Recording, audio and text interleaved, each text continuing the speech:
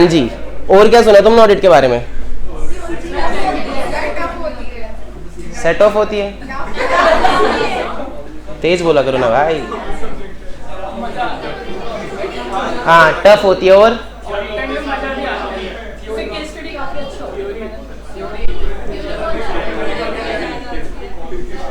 Theory होती है। Theory कितने बच्चों को पसंद है यहाँ पे?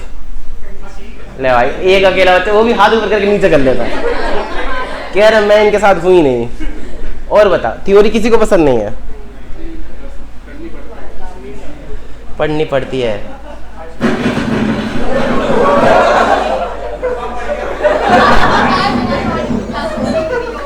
मैम ये आवाज आ रही है उसमें से, देखो।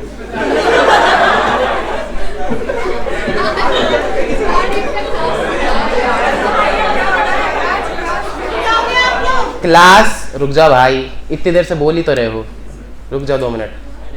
बातें करना है तो बाहर जाके बातें करो। बाहर जाएंगे तो ज्यादा दिक्कत हो जाएगी, यही कर लेना इनको।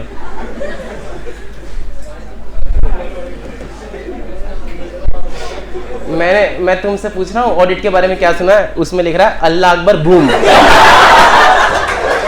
इस बात का क्या जवाब दूं मैं?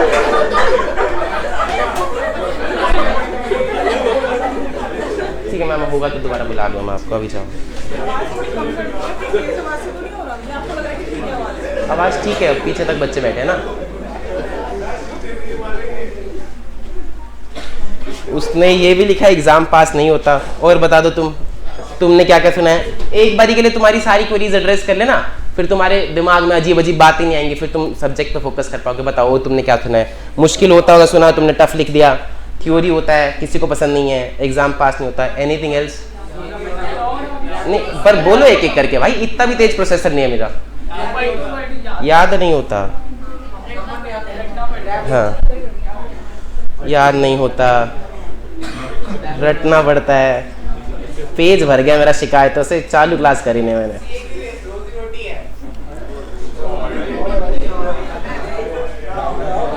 ले भाई,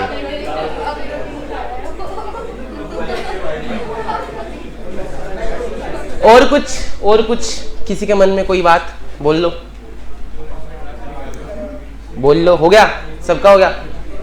लाओ चलो तुम्हारी एक एक क्वेरीज को एड्रेस करते हैं, ठीक है? धीरे धीरे करके सारी बातों पे आएंगे क्लास के अंत में, है ना? क्योंकि नहीं, वही तो वाली बात है ना। अगर मैं तुमको बोलूँगा यहाँ पे बैठ के कि नहीं हो जाएगा, इजी होता है, उसका तो क्या ही मतलब है? टीचर को तो सब आसान ही लगेगा, है ना? तुम खुद आके बताना क्लास के अंत में कि क्या है क्या नहीं है। तो क्लास चालू करेंगे और क्लास के अंत में फिर से इस पेज पे आएंगे और फिर देखेंगे कि इसमें से कौन सी क्वेरीज आपकी वैलिड है। ले भाई,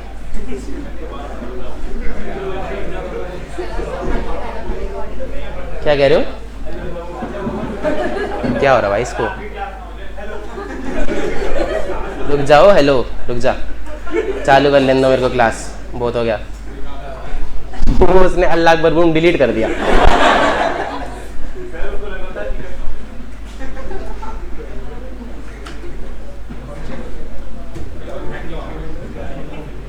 हो रहा है थोड़ा। चलो कोई नहीं, सुनो। अच्छा, तुम पढ़ना किस किस को पसंद है? यहाँ पे हाथ ऊपर करना जरा। पढ़ाई किस किस को पसंद है? हाथ ऊपर कर लो जरा एक बार। एक बच्चे को हाथ खड़ा नहीं हुआ। उसने तो इस बार तो हाथ ऊपर करके नीचे भी नहीं करा उसने। खैर पसंद तो मेरे को भी नहीं है, बेशक लानी हो रैंक तो आ जाती है भाई, पसंद तो मेरे को भी नहीं है। देखो सही बताऊं तो मैं तो अपनी मम्मी के सामने रो पीट लिया, हाथ पैर जोड़ लिए कि मम्मी सीए छुड़वा दो। मेरी मम्मी ने तो छुड़वाई नहीं, ठीक है? तो फिर मैंने कहा जब नहीं छुड़वा रहे, बहुत टाइम हो गया हाथ पैर जोड़ते तो कर ही लें, एक बारी करके निकालें, है ना? अटेम्प्ट लगाते रहने का क्या मतलब है? मैंने कहा नहीं छुड़वाते तो करके निकाल देते हैं कि कम से कम। मैं तो भाई सीए जिस दिन बना था, मेरे को सबसे ज़्यादा एक ही बात की खुशी थी। ये बात की खुशी नहीं थी कि सीए बन गया, अब पढ़ाई नहीं करनी पड़ेगी, इस बात की खुशी थी। मैं बहुत खुश था उस दिन। बताएंगे, वो सारी बातें भी बताएंगे, चिंता मत करो तुम। अभी जब मैं पढ़ाना चालू करूँगा तो तुम्हें सारी चीज़ें समझ में आएंगी कि मैं इस फील्ड में क्यों आया, मेरे को पढ़ना पसंद था कि नहीं था, एटसेट्रा एटसेट्रा। तो एक बार हम कहानी शुरू करते हैं, अपनी क्लास शुरू करते हैं, ठीक है? तो मेरी किताब का नाम है ऑडिट टेल्स। अगर किसी ने देखी हो, किसी ने देखी है क्या मेरी किताब? कोई नहीं, दिखा देंगे। तुम्हारे पास किसी के पास किताब नहीं है? कोई बात नहीं, मिल जाएगी, छोड़ो। जितनी उतनी पढ़ ली। पहले पूछा कम मिलेगी, मिल जाएगी तो क्यों मिली है। शांति नहीं कहीं भी। अब ऑडिट टेल्स, टेल्स का मतलब समझते हो तुम? जैसे बचपन में फेरी टेल्स कहानियां सुनाते थे, है ना? तो हम अपनी क्लासेस को मेजरली कहानी से शुरू करते हैं। और आज की कहानी मैं तुम्हें सुनाता हूँ एक छोटे बच्चे के बारे में।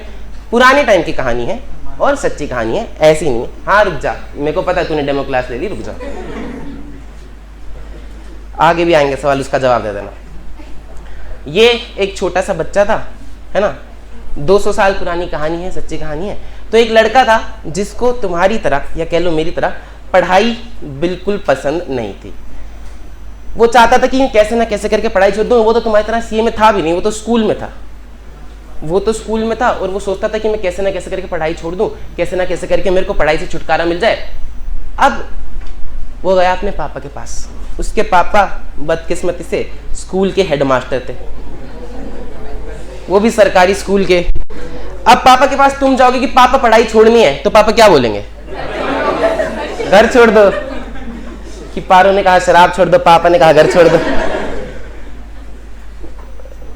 उसने कहा पापा मेरे को पढ़ाई छोड़नी है। अब पापा तो हेडमास्टर है, पापा तो ऐसे पढ़ाई छुड़वाने से रहे। तो पापा ने कहा कि पहले ना एक बार लड़कों को प्यार से समझाते हैं। पापा ने लड़कों को प्यार से समझाया कि देखो बेटा, पढ़ाई बहुत काम आती है, डिग्री बहुत काम आती है, ये वो वही सारे लारे जो तुम्हारे घर वाले तुमको देते हैं, वो इसके पापा ने भी दिए। उसके पापा भी तो यही थे। फिर वो नहीं माना, जिद पे अड़ा रहा। उसके इरादे बहुत मजबूत थे। फिर वो वापस से गया पापा के पास। इस बार पापा ने कहा कि समझदारी से तो काम नहीं हो रहा। 2 कान के नीचे लगाए, पिटाई हुई उसकी, लेकिन लड़का फिर भी नहीं माना। बहुत ही जिद्दी कि नहीं पापा, पढ़ाई तो नहीं होगी, पढ़ाई तो नहीं करूँगा।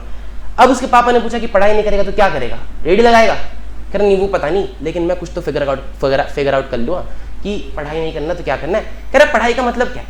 आखिर में जाके तो पैसे ही कमाने ना। अब मैं तुमसे पूछने तो वाला था क्लास से पहले कि तुमने सीए क्यों चूज करी। फिर मेरे को पता तुम सारे अलग अलग रीजन दोगे कि रेपुटेशन होती है, ये वो। अब कमाना सबने पैसा ही है, किसी का कोई मतलब नहीं है। मैंने कह रहा है झूठी बातें हम नहीं करते क्लास में। तो अब उसने कहा कि पापा पढ़ाई करके पैसे वैसे तो कमाने ना, तो कमा लेंगे, पढ़ाई करने की क्या जरूरत है, वैसे भी कोई नौकरी करनी है, कुछ काम करना है, पैसे कमाने हम कमा लेंगे, आप चिंता मत करो। अब पापा ने भाई साहब 3-4 महीने खूब जोर लगाया कि लड़का मान जाए, नहीं माना। पापा ने फाइनली हाथ जोड़ लिया, कह रहे भाई छोड़ दे पढ़ाई, नहीं करता तो नहीं करता, क्या कर सकते हैं। तो लड़के ने अपना बस्ता रखा और सड़क पर निकल गया। अब वो अपने बिजनेस वेंचर की तलाश में है कि मैं क्या करूं जिससे मेरे को पैसे आ जाए, क्या काम करना चालू करना चाहिए। देख रहा है इधर उधर की कहाँ से पैसे आ सकते हैं, उसको दिखता है एक माता का मंदिर दिखता है। उसको दिखती है इतनी सारी भीड़, और वो सोचता है कि यार इतने सारे लोग खड़े हैं, भीड़ लगी हुई है, सबको खड़े खड़े भूख तो लगती होगी। तो वैसे पापा का रेडी लगाने वाला आइडिया इतना बुरा तो नहीं था। तो वो रेडी लगाता है, पकौड़े की रेडी लगाता है और मंदिर के बाहर खड़ा होता है। लोग आते हैं, मंदिर से पहले खुद भोग लगाते हैं, फिर मंदिर में जाते हैं। तो उसका काम चल पड़ता है और बढ़िया तरीके से वो पैसे वैसे कमा रहा है। अब लड़का खुश है कि चलो मैंने कुछ तो ढूंढ लिया। अब पैसे कमा रहा है, महीना भर निकलता है और देखता है कि सारी भीड़ गायब हो गई। उसको समझ नहीं आता। पहले तो उसके यहाँ 300 लोग आ रहे थे एक दिन में, अब 3-4 लोग आ रहे दिन में। उसको समझ नहीं आ रहा कि हो क्या रहा, माता के मंदिर पे लोग क्यों नहीं आ रहे हैं और ये सारे लोग चले कहाँ गए। वो अपने आसपास वाले दुकानदार से पूछता है, क्या भैया कल तक तो बहुत लोग आ रहे थे यहाँ पे, क्या हो गया एकदम से। दुकानदार कहता है कि बेटा 1 महीने की मान्यता होती है, 1 महीने की मान्यता होती है और उस महीने बहुत सारे लोग आते हैं अलग अलग दूर से। जैसे तुमको पता भी केदारनाथ का हो रहा है, अमरनाथ का, तो बहुत सारे लोग दूर दूर से आते हैं, दर्शन करके और चले जाते हैं। फिर अगले साल फिर ये महीना आएगा, फिर से मान्यता होगी, फिर से भीड़ बढ़ेगी। तो उसको लगता है कि यार 1 साल में बस 1 महीना धंधा चलेगा, ऐसे तो नहीं चलना, ऐसे तो नहीं करना, मेरे को कुछ तो और इंटरेस्टिंग करना पड़ेगा। तो वो रेडी बंद करता है और फिर वो निकल जाता है वापस से कि अब मैं कुछ और ढूंढता हूँ। अब तुमने रीले तो चलाई होंगी बहुत इंस्टाग्राम पे, तो एक वो आता है what do you do for living, आता है ना। तो वो लड़का वही देख रहा है, बस पुराने जमाने में वो देख रहा है कि आसपास मेरे कौन लोग हैं जिनके पास सबसे ज्यादा पैसा है। देख रहा है, उसको एक पैटर्न दिखता है कि यार जिनके घर में से कोई विदेश में गया है ना, उसके पास बहुत पैसा है, उसके पास घर भी है, गाड़ी भी है, बंगला भी है। तो कैसे ना कैसे करके विदेश में जाना है, क्योंकि अगर मैं भी विदेश में चला गया तो शायद मेरे पास भी पैसे आ जाएंगे। डंकी देखिए, डंकी है ना, सेम वही कॉन्सेप्ट कि अगर वो विदेश में चला गया तो वो पैसे भेज रहा है, मैं भी चला जाऊंगा तो मेरे पास भी बहुत पैसे आ जाएंगे। अब विदेश में कैसे जाए, उसके पास तो कोई खास पैसे नहीं थे, उसकी कोई जान पहचान भी नहीं थी। अब वो जुगाड़ लगाते कि कहीं ना कहीं से दूर का कोई रिश्तेदार उसको मिलता है, कोई चाचा के ताऊ के मासी का लड़का जो विदेश में काम करता था। उसने उससे कैसे ना कैसे करके कांटेक्ट बिठाया और कहता है कि भाई एक बारी बस विदेश में बुला ले, फिर मैं तेरे को तंग नहीं करूँगा, मैं वहाँ अपनी नौकरी कर लूँ, बस एक बारी मेरे को कैसे ना कैसे करके विदेश में बुला ले, मुझे विदेश में आना है। अब वो इसकी मदद करता है और इसको विदेश में बुला लेता है। वो लड़का काम करता था एक देश जिसका नाम था यमन, ठीक है। तो यमन एक छोटा सा देश है हमारी गोल सी धरती पे। वो लड़का उड़ के जाता है, पकोड़े वाला लड़का उड़ के जाता है, यमन में पहुंच जाता है। अब जिस लड़के ने स्कूल बीच में छोड़ दिया, उसको किस चीज़ की नौकरी नहीं मिलेगी? सीए की तो नहीं मिलेगी, किस चीज़ की नौकरी मिलेगी? ऐसी कोई मैनुअल लेबर टाइप से जो मिलेगी। तो उसको पेट्रोल पंप पे नौकरी मिल गई। पेट्रोल पंप पे क्या करना होता है? बटन दबाना होता है, पेट्रोल भरना होता है। ये काम तो वो कर ही सकता है, उसको पेट्रोल पंप पे नौकरी मिल गई। लेकिन जो लड़का पेट्रोल पंप पे काम करेगा वो कितने ही पैसे कमाएगा? बहुत ज़्यादा तो नहीं कमाएगा, उसको तो बहुत पैसे कमाते हैं। तो वही 10-15 हज़ार रुपये की उसकी कुछ नौकरी थी, उसका ऐसे ही गुजारा चल रहा था। चलो यमन की बात करते हैं। यमन के बारे में मैंने तुम्हें बताया कि एक छोटा सा देश है। यमन की सरकार के पास कुछ टाइम में एक समस्या आने लगी। उनको पता चला कि यार उनकी करेंसी ना गायब हो रही है। और करेंसी गायब होने में कमाल की बात यह है कि सिक्के गायब हो रहे हैं, नोट गायब नहीं हो रहे। अगर किसी आदमी को करेंसी इकट्ठा करनी है, ब्लैक मनी इकट्ठा करनी है, तो वो नोट करेगा 500, 1000, 2000 के सिक्के थोड़ी ना करेगा। सिक्के तो कितने कर लेगा। तो सरकार को समझ नहीं आ रहा कि हमारे सिक्के जा कहाँ रहे हैं। सरकार ने इन्वेस्टिगेटिव एजेंसी को बुलाया और कहा कि आप जरा पता लगाओ कि ये सारे सिक्के कहाँ जा रहे हैं। इन्वेस्टिगेटिव एजेंसी ने पता लगाया, ढूंढा, उनको पता चला एक कमाल का फैक्ट। उनको पता चला कि उनका जो सिक्का था, मैंने तुम्हें बताया था अगेन 200 साल पुरानी कहानी है। तो पहले सिक्के सोने चांदी के बना करते थे अलग अलग देशों में। तो उनका जो सिक्का था वो सिल्वर का बनता था और 1 रुपए के सिक्के में उन्होंने 3 रुपए की तो सिल्वर लगा रखी थी। तो किसी तो आदमी को यह बात चमक गई, उसने सिल्वर के सारे सिक्के पिघलाए और सिल्वर को मार्केट में बेच डाला। अब इतने सिक्के बेच डाले कि देश के सिक्के कम हो गए। क्या हम ऐसा कर सकते हैं? हाँ क्या? तुमको पता है हमारा सिक्का छोटा होता जा रहा है 1 रुपए का। वो क्यों होता जा रहा है? वो इसलिए होता जा रहा है कि उसमें स्टील की वैल्यू ज्यादा ना हो जाए, तो स्टील की वैल्यू कम करते जा रहे हैं कि छोटा करते जा रहे हैं, क्योंकि जैसे जैसे इन्फ्लेशन बढ़ रही है तो स्टील की वैल्यू बढ़ रही है ना। तो अब इतने सारे सिक्के बेच दिए, क्या हम ऐसे सिक्के पिघला के बेच सकते? क्या नहीं बेच सकते, ये इलीगल होता है। सरकार ने कहा कि पता लगाओ ये आदमी कर कौन रहा है ये सारा काम। तो वो इन्वेस्टिगेटिव एजेंसी फिर से पता लगाने लगी। उसको पता लगा कि एक लड़का था जो पेट्रोल पंप पे काम करता था, उसने ऐसे ऐसी चीजें करी हैं। तो इतने में उसका नाम सामने आया। इतने में तो भाई साहब ने बोरिया बिस्तर बांधा और वापस इंडिया आ गए ढेर सारा पैसा लेके। अब तुमको पता है कि जब एक आदमी देश छोड़कर चला जाता है दूसरे देश में, तो सरकार का कंट्रोल काफी कम हो जाता है, उसको पता नहीं चलता है ना। वो कुछ कर नहीं पाती। जैसे हमारे यहाँ से विजय माल्या गया, नीरव मोदी गया, तो सरकार कुछ खास कर नहीं पाती। अब यमन की देश का तो बहुत सारा नुकसान हो गया। इंडिया में आया आदमी, इंडिया में उसने एक कपड़े की मिल एस्टैब्लिश करी, क्लोथ्स का काम उसने एस्टैब्लिश करा, कपड़े की मिल एस्टैब्लिश करी, उसका नाम रखा विमल। जानते हो तुम?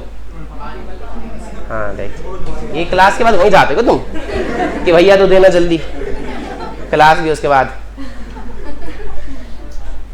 तो उसने एस्टैब्लिश करी, उसका काम बढ़िया चलने लगा। आदमी बहुत समझदार था, जुगाड़ू था, काम अपना चला रहा। लेकिन जो आदमी सरकार के देश के सिक्के पिघला रहे, उसको इतना सबर कहाँ। अब बिजनेस आप करोगे, बिजनेस कैसे ग्रो होता है? 10%, 15%, 20%, है ना। उसको इतना सबर कहाँ। उसका सपना था कि मेरे को देश की सबसे बड़ी कंपनी बनानी है। और अगर आपको देश की सबसे बड़ी कंपनी बनानी है तो आपको क्या चाहिए? कोई भी बड़ा बिजनेस आपको करना है तो आपको क्या चाहिए? पैसा चाहिए। पैसा। अब जितना वो लेके आया था यमन से सिक्के पिघला पिला के बेच के, उसने सारा पैसा तो यहाँ पे इन्वेस्ट कर दिया। अब उसको और पैसा चाहिए। पैसा आएगा कहाँ से बताओ? लोन लेके। और कहाँ से? चोरी करके। ले भाई,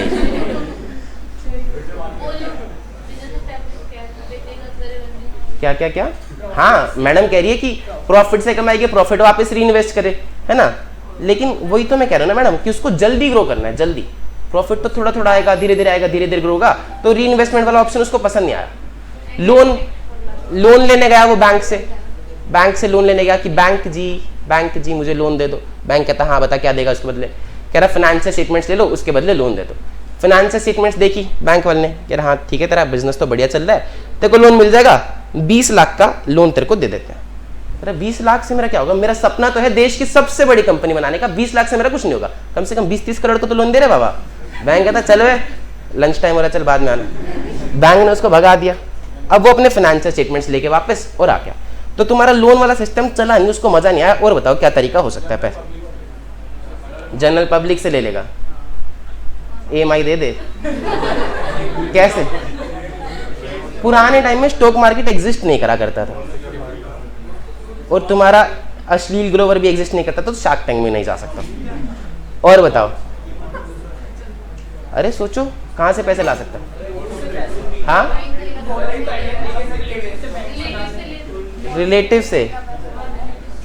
एक गुड़िया ने बोला रिलेटिव से ले सकता है, पर जिस आदमी के रिलेटिव के पास पैसा हो वो पकोड़े की रेडी तो ना ही लगाए, है ना? तो रिलेटिव के पास तो कोई पैसा नहीं था उसके। और सोचो कहाँ से ले सकता है? पार्टनर्स एक तरीका हो सकता है कि वो पार्टनर्स ढूंढे, है ना? अब पार्टनर ढूंढे जिसके पास पैसा हो, वो बिजनेस में इन्वेस्ट करे तो इसके पास कैपिटल आए, बिजनेस बड़ा ग्रो करे। लेकिन इसको चाहिए बहुत सारा पैसा। अब बहुत सारा पैसा के लिए बहुत सारे पार्टनर्स चाहिए, बहुत सारे पार्टनर्स आएंगे, फिर वो सब अपना अपना चलाएंगे, तो आइडिया इतना फिजिबल नहीं है, कंपनी जितनी चल रही है वो डूब जाएगी। तो पार्टनर्स बहुत ज्यादा तो नहीं ला सकते। और सोचो क्या करें? डाउरी।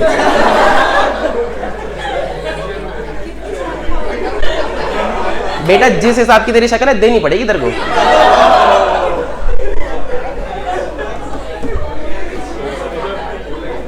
और बताओ, लो मैं बताता हूं। अपना चलता बिजनेस छोड़कर चला है सिक्के ढूंढने, वास्को डिगामा थोड़ी है वो, रुक जाओ। अब वो आदमी सोच रहे कि भाई पैसा कहां से लाए, पैसा कहां से लाए, पैसा कहां से लाए। सुन लो, अब वो सोच रहा है कि पैसा कहां से मिले। तो मैंने तुमको बताया कि भाई जो आदमी ने सिक्के पिघला दिए, मतलब आदमी तो जुगाड़ू है ना? कहीं ना कहीं से तो जुगाड़ करेगा। अब वो अपने घर पे जाता है, स्टूल उठाता है, एक सुनो सुनो वाला भोपू लेता है और मार्केट के बीचों बीच खड़ा होता है, जहां पे सारा मार्केट लगता था वहां बीचों बीच खड़ा होता है, स्टूल उठाता है और मार्केट तक स्टूल के ऊपर खड़ा होता है, बोलता है सुनो सुनो सुनो। अब धीरे धीरे करके पब्लिक इकट्ठा होने लगती है कि मदारी खेल दिखाएगा। पर वो आदमी अब बोलता है कि देखो, मेरा नाम है धीरू भाई अंबानी और मैं ये कपड़े की मील चलाता हूं। ये मैं तुम्हें सच्ची कहानी बता रहा हूं, इस तरह से आया था। उन्होंने कहा कि मैं एक कपड़े की फैक्ट्री चलाता हूं और मेरा सपना है इस कंपनी को देश की सबसे बड़ी कंपनी बनाने का। और मैं जानता हूं कि आपका भी कुछ सपना है, आप भी चाहते हो कि आपके बच्चे जो हैं वो अच्छे स्कूल में पढ़े, आपके पास भी बड़ा घर, बड़ी गाड़ी, बड़ा बंगला हो, आप भी थोड़े ऐशो आराम की जिंदगी जी पाए। लेकिन उसके लिए आपको बिजनेस चालू करना पड़ेगा, और बिजनेस चालू करने के लिए ना तो आपके पास समय है और ना पैसा। आप लोग अपनी नौकरी में जाते हैं, शाम को आते हैं, तो ना ही आपके पास ज्यादा पैसा है, ना ही आपके पास ज्यादा समय है। तो आज मैं आपको एक ऑफर देता हूं कि आप लोग मेरी कंपनी में हिस्सेदार बनिए। आप चाहे 10 रुपए लगाइए, चाहे 100 लगाइए, चाहे 1000 लगाइए, आपके 10 के 100, 100 के 1000 और 1000 के 10,000 मैं आपको करके दूंगा। आपको कुछ नहीं करना, जितना इस कंपनी का मालिक मैं हूं उतने ही इस कंपनी के मालिक आप। जितना इस कंपनी का प्रॉफिट मेरा, उतना ही इस कंपनी का प्रॉफिट आपका। उन्होंने कहा कि आप मुझ पे विश्वास करके देखिए, मैं आपको आपके पैसे 10 गुना करके दूंगा। अब बहुत सारी भीड़ खड़ी और सबकी ये समस्या भी है कि उनको आगे जीवन में ग्रो करना है, लेकिन टाइम नहीं है या पैसा नहीं है। उन्होंने कहा चाहे 10 रुपए लगाओ, चाहे 100, चाहे 1000, आप जितने लगाएंगे उतना हिस्सा मैं आपको इस कंपनी में देता हूं। बात समझ में आती? अब इतने सारे लोग खड़े थे तो क्या होगा? क्या सब लोग पैसे लगा देंगे? फिर कुछ लोग लगाएंगे और कुछ लोग पैसे नहीं लगाएंगे। तो कुछ लोगों ने पैसे लगाए, कुछ लोगों ने पैसे नहीं लगाए। अंबानी जी को कुछ पैसे मिले, उन्होंने फिर जगह जगह जाकर ये स्पीच देनी शुरू करी अलग अलग सोसाइटीज में, उनको और थोड़े पैसे मिले। फिर at some point of time उनके पास उतना पैसा जमा हो गया जितना उनको चाहिए था। अब उन्होंने वो सारा पैसा अपने बिजनेस में डाला। And you know the rest is history. Reliance को उन्होंने देश की सबसे बड़ी कंपनी बनाया। जैसा जैसा अंबानी जी ने बोला था कि मैं आपको 10 का 100, 100 का 1000 करके दूंगा, हर किसी शेयर होल्डर का वादा पूरा किया, उनको उन्होंने प्रॉपर रिटर्न दिया। अब सब लोग खुश थे। 10 साल बीते, उन्होंने सबको अपना रिटर्न अमाउंट दिया कि भाई हमारी कंपनी इतनी बड़ी हो गई है, आप इस कंपनी के मालिक हो, जितने प्रॉफिट हम कमाते हैं उतने आपको भी देते हैं। रिलायंस बड़ी हुई, देश की सबसे बड़ी कंपनी मिली। जितने भी लोगों ने पैसा लगाया था सबके पास बहुत रिटर्न्स आए, सब बहुत खुश हैं, सारा मार्केट खुश है। बस 2 जनों को दिक्कत है। कौन से 2 जने? बैंक।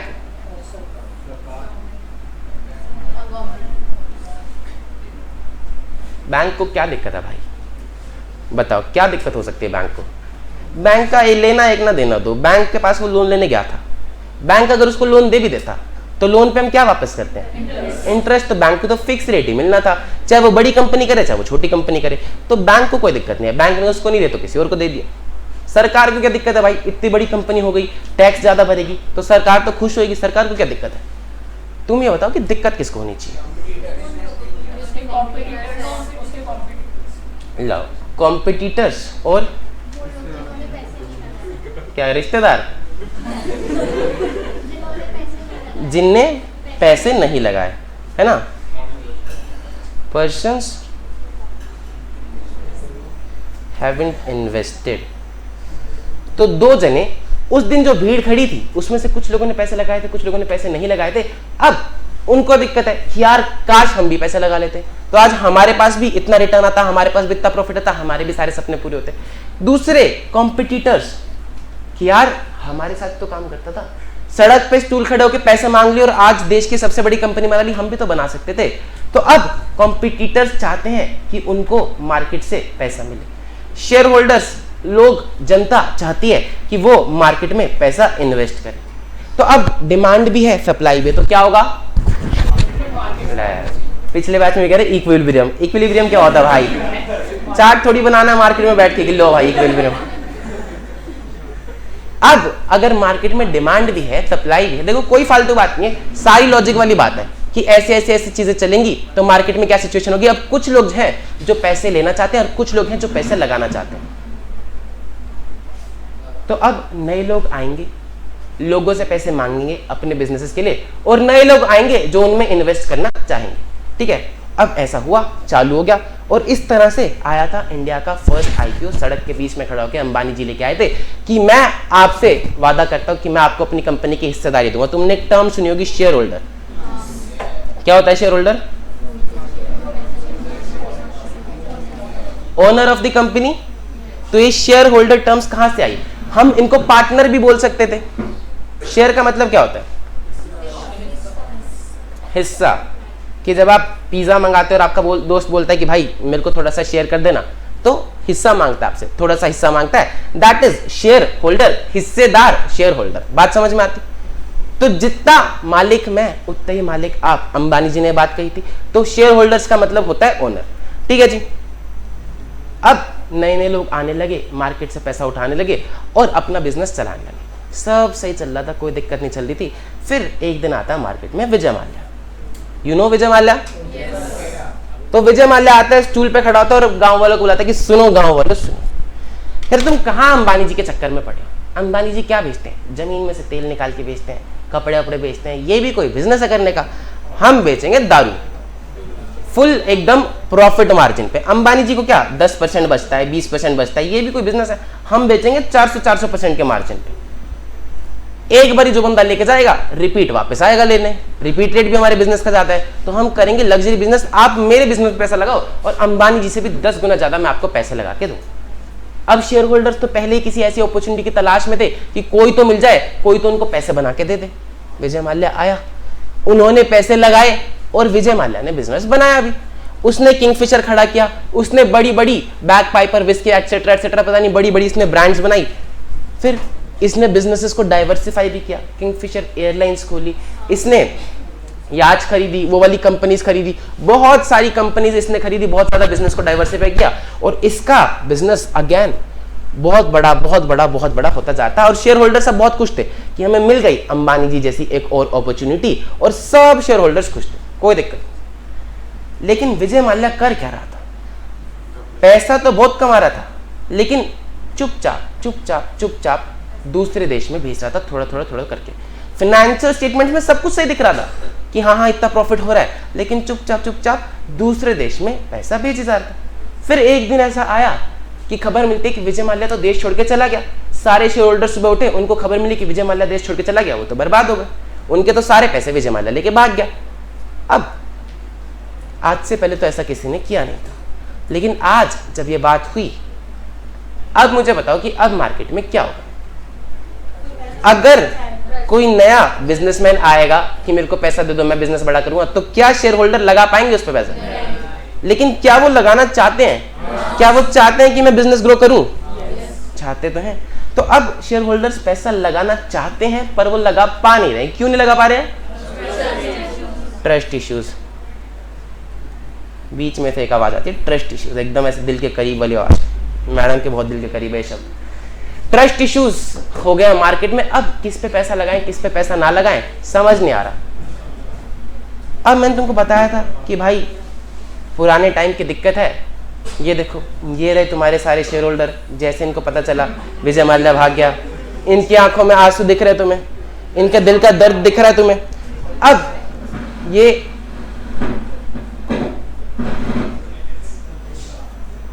पुराने जमाने की बात थी, जब भी पुराने जमाने में कोई भी दिक्कत परेशानी होती थी लोगों को तो वो जाते थे गुरुजी के पास, गुरुजी के पास, है ना। तो गुरुजी बैठे थे पेड़ के नीचे, सब लोग त्राईमाम करते करते पहुंच गए कि गुरुजी हमारी रक्षा करो, हमें सॉल्यूशन दो, समाधान दो। गुरुजी ने सारी बात पूछी, इन्होंने सारी कहानी सुनाई कि देखो ऐसे ऐसे बात है, विजय माल्या पैसे लेके भाग गया, अब हम क्या करें, हमारी तो मेहनत के पैसे थे, इतने पैसे तो हमारे पास है भी नहीं कि हम वेस्ट करते फिरें, तो करें क्या, हम पैसा लगाना चाहते हैं लेकिन लगा नहीं पा रहे। गुरुजी इनकी समस्या सुन रहे थे, शांति से सुन रहे थे, सब सही चल रहा था। इतने में भागे भागे ये छोटे अंबानी जी आते हैं। यू नो छोटा अंबानी, कि अब धीरूभाई अंबानी तो रहे नहीं, तो Reliance is being run by 2 Ambani brothers, एक बड़े अंबानी एक छोटे अंबानी, है ना। तो छोटे अंबानी जी भी भागे भागे आते हैं गुरुजी के पास कि गुरुजी मेरे को भी थोड़ी समस्या। कह रहे तुझे क्या समस्या है, तेरे पास तो इतना बड़ा बिजनेस है, तेरे पास तो इतने सारे पैसे, तुझे भी और पैसे चाहिए क्या। कह रहे नहीं मुझे पैसे नहीं चाहिए, मेरा बिजनेस इतना बड़ा है, मेरी बिल्डिंग्स हर गली हर शहर में है, लेकिन समस्या भी तो ये है ना कि जब से विजय माल्या भागा तब से अगर कोई दूसरे शहर का मैनेजर, एक दिल्ली में है, एक मुंबई में है, एक कोलकाता में है, तो अगर वो कलकत्ता वाला मैनेजर मेरे को झूठी फाइनेंशियल स्टेटमेंट्स भेज रहा हो और पैसा बाहर निकाल के भेज रहा हो, तो मुझे कैसे पता चलेगा वो आदमी फ्रॉड कर रहा है, कल को वो उड़ के बाहर चला जाएगा तो शेयर होल्डर्स तो मेरे गर्दन पकड़ लेंगे, जबकि मैंने तो कुछ किया भी नहीं। हाँ कि ना, कंपनी किसकी है, अंबानी जी की, तो शेयर होल्डर्स किसकी गर्दन पकड़ेंगे, अंबानी जी की। तो अंबानी जी की तो कोई गलती भी नहीं है। तो अब अंबानी जी की समस्या है कि मैं तो अपने एम्प्लॉइज पे ट्रस्ट नहीं कर पा रहा, है कि नहीं, ये समस्या जेन्युइन बात है। ठीक है, इनकी भी बात सुनी गई, चली रही थी बातचीत, इतने में एक नया बिजनेसमैन भी आया, भागा। नया बिजनेसमैन है, साल भर से इसने बिजनेस चालू किया हुआ था, ठीक है, छोटा इसका बिजनेस था। ये भी आया कि गुरुजी कह रहे हाँ हमें पता है कि नहीं दे रहे लोग मार्केट में पैसे, हम समझते हैं, रुक जा भी कर रहे हैं। कह रहे नहीं, मैं तो इनके पास आया ही नहीं पैसे मांगने, मैं तो शेयर होल्डर से पैसा उठा ही नहीं रहा, मैं तो मार्केट से पैसा उठा ही नहीं रहा, मैं तो बैंक के पास गया था। मैंने कहा था बैंक को कि बैंक जी लोन दे दो। बैंक कहता कि अब से हम फाइनेंशियल स्टेटमेंट्स पे भरोसा ही नहीं करते जब से विजय माल्या भागा, क्योंकि तुम भी क्या पता पीछे से पैसा निकाल के बाहर डाल रहे हो और फाइनेंशियल स्टेटमेंट्स में झूठ दिखा रहे हो, हमें कैसे पता चलेगा कि फाइनेंशियल स्टेटमेंट सही है कि नहीं। तो अब बैंक वाले ने भी लोन देना मना कर दिया। अब वो कह रहे कि मैं अपना बिजनेस ग्रो करूं तो करूं कैसे, ना जनता लोन देती है ना बैंक वाला लोन देता है। क्या ये सारी समस्या तुम्हें समझ में आ गई? किसकी समस्या थी एक बात बताओ, सबसे पहले समस्या किसकी थी? शेयर होल्डर, है ना। शेयर होल्डर की क्या समस्या थी? Trust issues. Ambani trust issues तो देखो तीनों की समस्या है ना। शेयर होल्डर की क्या समस्या है कि किस बिजनेस पे ट्रस्ट करें, है ना। लाओ ट्रस्ट इश्यूज लिखते हैं, इसको बाद में देखेंगे। ट्रस्ट इश्यूज,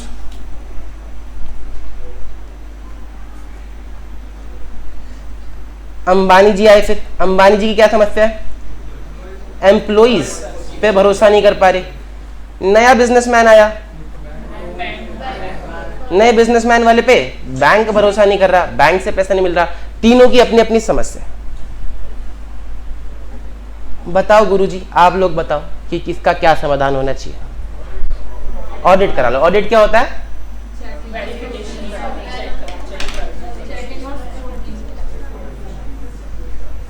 तो गुरुजी ने बोला कि देखो फाइनेंशियल स्टेटमेंट्स में क्या क्या चीजें आती हैं। फाइनेंशियल स्टेटमेंट्स में एसेट्स आती हैं, लायबिलिटीज आती हैं, टैक्स आते हैं, प्रोविजन आते हैं, एटसेट्रा एटसेट्रा। तो अगर कोई ऐसा बंदा हो जिसको अकाउंट्स की नॉलेज हो, जिसको टैक्स की नॉलेज हो, जिसको लॉ की नॉलेज हो, सेक्शन 143 वगैरह वगैरह काम आते हैं, शेड्यूल 3 होता है ना, कॉर्पोरेट लॉ में लिखा होता है। तो अगर कोई ऐसा बंदा हो जिसको अकाउंट्स की नॉलेज हो, टैक्स की नॉलेज हो, लॉ की नॉलेज हो, एफएम की नॉलेज हो कि रेशियोज भी तो दिखानी पड़ती है, अगर कोई ऐसा एक्सपर्ट बंदा आए जिसको सबकी नॉलेज हो और वो ठप्पा लगा दे कि ये फाइनेंशियल स्टेटमेंट सही, इसमें कुछ भी झूठ नहीं है, तो क्या तुम मान जाओगे? हाँ कि ना? तुम जानते हो किसी एक्सपर्ट बंदे को? किसको? चार्टर्ड अकाउंटेंट, सीए, जिसको सारी चीजों की नॉलेज होती है, जो सारी चीजें हम तुम्हें पढ़ाते हैं, है ना। अब अगर वो ठप्पा लगा दे तो क्या तुम सबके ट्रस्ट इश्यूज सोल्व हो जाएंगे? हाँ कि ना? जब क्लास चल नहीं रही थी जब तो बहुत बोल रहे थे, अब क्या हो गया तुमको? हाँ कि ना? ट्रस्ट इश्यूज सोल्व हो जाएंगे, पक्की बात है? पलटोगे तो नहीं अपनी बात से? लाओ देखते हैं। तो अब गुरुजी ने समाधान दिया कि भैया अगर एक आदमी ठप्पा लगा दे तो क्या शेयर होल्डर्स की समस्या सोल्व हो जाएगी? हाँ कि ना? क्या अंबानी जी की समस्या सोल्व हो जाएगी कि वो अगर फाइनेंशियल स्टेटमेंट्स का ऑडिट करा ले तो एम्प्लॉइज ने क्या लिखा है वो सच है कि नहीं उनको पता चल जाए? क्या बैंक की समस्या सोल्व हो जाएगी कि बैंक भी भरोसा कर पाएगा कि भैया एक सीए है, वो बहुत इंटेलिजेंट है, उसने अगर बोला है तो ठीक ही होगा? हाँ कि ना? तो सबकी समस्या सोल्व होगी सिर्फ एक समाधान से, है ना? Optimum utilization of resources. सारी समस्या का समाधान इन्होंने एक दे दिया कि बच्चा ऑडिट करा ले। ठीक है, सारे शेयर होल्डर्स वहां सभा के नीचे बैठे थे, पेड़ के नीचे बैठे थे और सारी बातचीत चली रही थी। जैसे ही गुरुजी ने कहा कि ऑडिट करा ले, अंबानी जी ने कहा बिल्कुल हम ऑडिट करा लेंगे और हम ऑडिट शेयर होल्डर्स के लिए भी करा लेंगे। ये शेयर होल्डर्स ही तो हैं जिन्होंने हमें इतना बड़ा बनाया, हम शेयर होल्डर्स के लिए ऑडिट करा लेंगे। अंबानी जी को शेयर होल्डर्स ने कहा कि देखो बढ़िया सा सीए रखना। अंबानी जी का बिल्कुल, सबसे महंगा देश का सीए हम ही रखेंगे, चिंता मत करो। अंबानी जी ने बढ़िया सा सीए रखा और ऑडिट होनी चालू हो गई। क्या अब कोई दिक्कत है? नहीं। अंबानी जी ने सीए को रखा, सीए आदमी एकदम बढ़िया तरीके से ऑडिट कर रहा है। क्या नाम है भाई आपका? यस, चेतन। आपका क्या नाम है?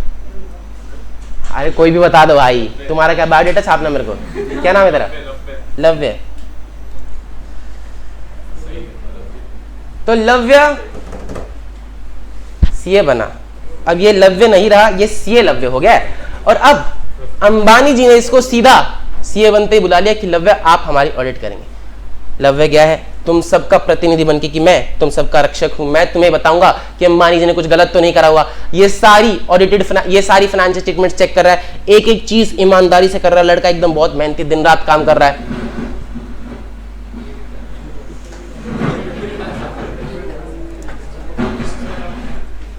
सुनो सुनो सुनो, तो लड़का एकदम ईमानदारी से दिन रात काम कर रहा है, कोई दिक्कत नहीं। और इसने इतनी डिटेल में चेकिंग करी, इतने अच्छे से चेक करी कि इसने एक बड़ा सा फ्रॉड पकड़ लिया। इसने एक बड़ा सा फ्रॉड पकड़ लिया। अब ये तुम्हारे पास आ रहा है भागा भागा भागा भागा कि सुनो मेरे दोस्तों, अंबानी जी ने फ्रॉड कर रखा, अपने पैसे निकाल लो, उनकी कंपनी में इन्वेस्टमेंट करो। बीच में अंबानी जी ने पकड़ लिया, किधर कहाँ जा रहा है? कह रहा हाँ जी। कह रहे कहाँ जा रहा है? कह रहे बताने जा रहा हूँ शेयर होल्डर को। ऑडिटर का काम क्या है? यही बताना ना शेयर होल्डर को फ्रॉड किया हुआ है। कह रहे रुकना, कहाँ जाएगा शेयर होल्डर? कह रहे तू यहाँ पे नौकरी करता है? कह रहा हाँ। कह रहा तेरा बच्चा स्कूल में जाता है? कह रहा हाँ। कह रहा बाल बच्चे प्यारे नहीं तेरे को? नौकरी प्यारी नहीं है क्या तेरे को?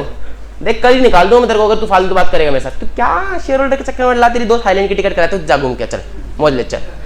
तो अब लव्य अपनी नौकरी बचाएगा कि तुम्हारी इन्वेस्टमेंट? देख रहा है तेरे कैरेक्टर पे इतना सा भी डाउट नहीं है इनको।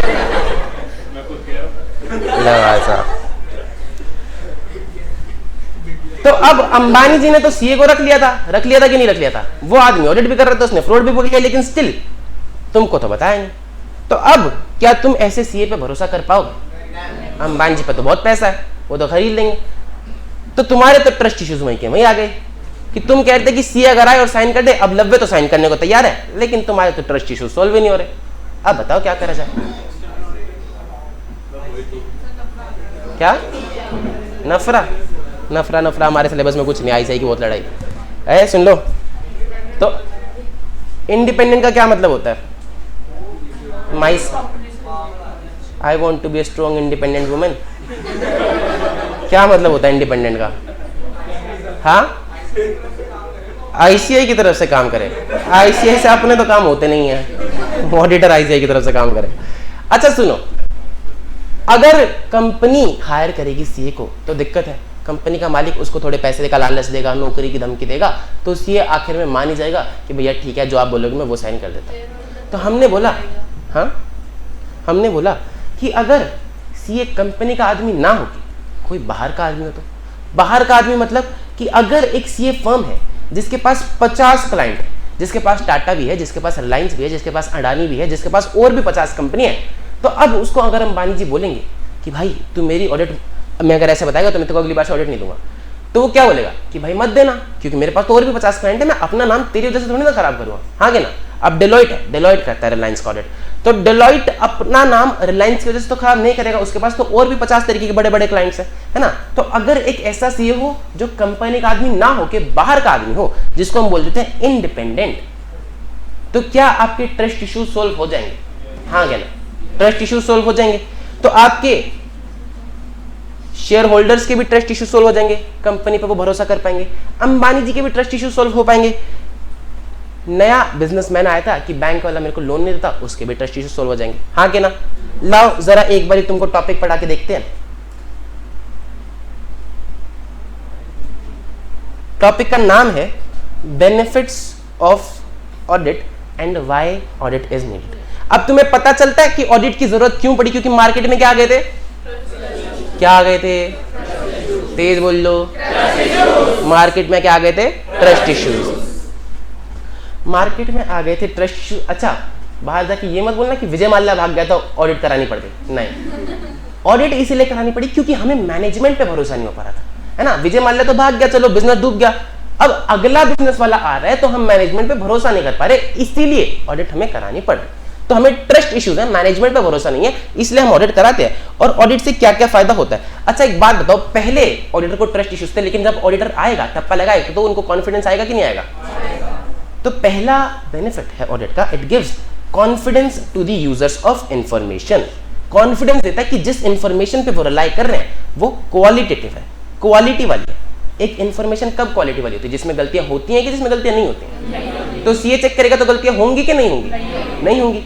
तो इंफॉर्मेशन पे भरोसा कर पाते हैं शेयर होल्डर, उनको पता है कि इंफॉर्मेशन क्वालिटी वाली है। बात समझ में? अच्छा, इंफॉर्मेशन पे भरोसा कैसे कर पाते हैं? ऑडिटर कंपनी का आदमी है तब कर पाएंगे कि बाहर का आदमी तब कर पाएंगे? बाहर का आदमी है तब कर पाएंगे। तो इंफॉर्मेशन पे भरोसा तब कर पाते हैं, उनको पता है कि ऑडिट एक इंडिपेंडेंट मैकेनिज्म है। और आया क्यों? ऑडिट एक इंडिपेंडेंट मैकेनिज्म है और लाया गया उन्हीं के इंटरेस्ट को सेफगार्ड करने के लिए, उन्हीं के पैसे बचाने के लिए, इसलिए ऑडिट पर भरोसा कर पाते हैं। हाँ कि ना? ठीक है जी। तो पहला वो कहता है it gives confidence to the users, it gives confidence to the users. देखो बुलवाऊंगा तो मैं पूरी क्लास में, आज के बाद जब तक मेरी क्लासेस खत्म नहीं होती, हर क्लास में हम बोलेंगे, तो ऐसे लटके मुंह में मत बैठो। It gives confidence to the users. क्यों? क्योंकि ऑडिट एक इंडिपेंडेंट मैकेनिज्म है, ऑडिट एक जिससे उनका इंटरेस्ट सेफगार्ड होता है। ठीक है जी। अच्छा, शेयर होल्डर की समस्या तो सोल्व हो गई, उनको कॉन्फिडेंस आ गया। अंबानी जी की क्या समस्या थी? एम्प्लॉइज पे भरोसा नहीं कर पाते। लेकिन अब जब शेयर ऑडिटर आएगा, ठप्पा लगाएगा, तो अंबानी जी की समस्या सोल्व होगी कि नहीं होगी? एम्प्लॉइज पे भरोसा कर पाएंगे कि नहीं? और एम्प्लॉइज फ्रॉड करेंगे या करने से बचेंगे? नहीं करना चाहेंगे, क्योंकि उन्हें पता है कि साल के अंत में ऑडिटर साहब आएंगे और वो पकड़ लेंगे। तो it act as a moral check on employees from committing frauds for the fear of being discovered. उनको पता है it will act as a moral check कि एम्प्लॉय फ्रॉड करेगा ही नहीं, उसको पता है मैं पकड़ा जाऊंगा। ठीक है। तीसरा कौन आया था? नया बिजनेसमैन। उसकी क्या समस्या थी? बैंक वाला लोन नहीं दे रहा था। तो अब क्या बैंक का भरोसा बढ़ जाएगा? तो audited financial statements can be relied upon bye lenders and bankers. बात समझ में आती है? ये सारा मामला शुरू किसकी वजह से हुआ था? विजय माल्या की वजह से। क्या करा था उसने? फ्रॉड कर दिया था। तो अब ऑडिट कराएंगे तो क्या फ्रॉड पकड़ में आएगा? है ना। It will help detect fraud and error. Chocolate question. ठीक है। और वो बच्चे नहीं बोलेंगे जिसने मेरी क्लासेस अटेंड कर रखी है पहले, जूता उतार के मारो मन। एक चांस दूंगा, दूसरा चांस दूंगा नहीं। ठीक है। तो सोच समझ के अपना जवाब देना।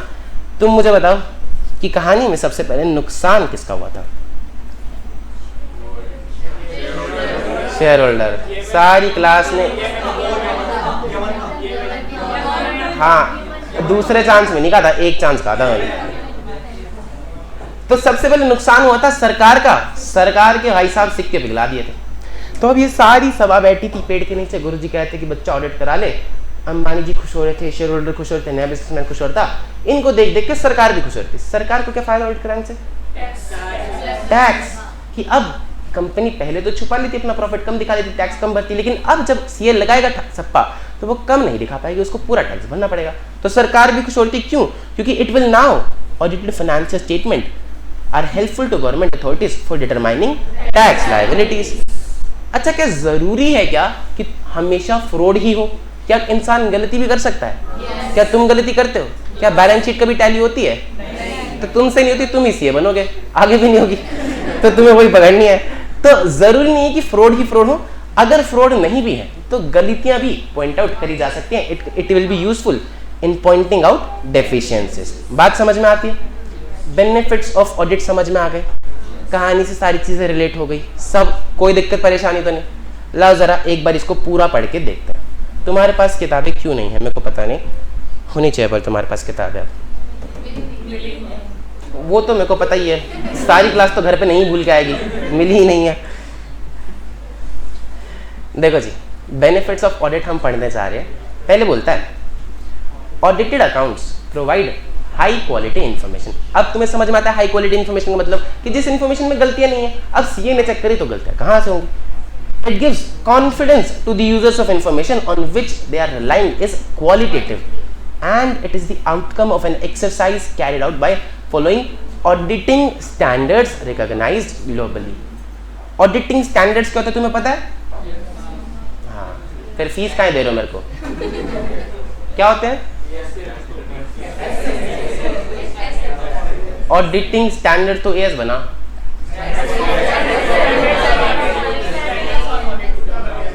अच्छा, होते क्या हैं? होते क्या हैं?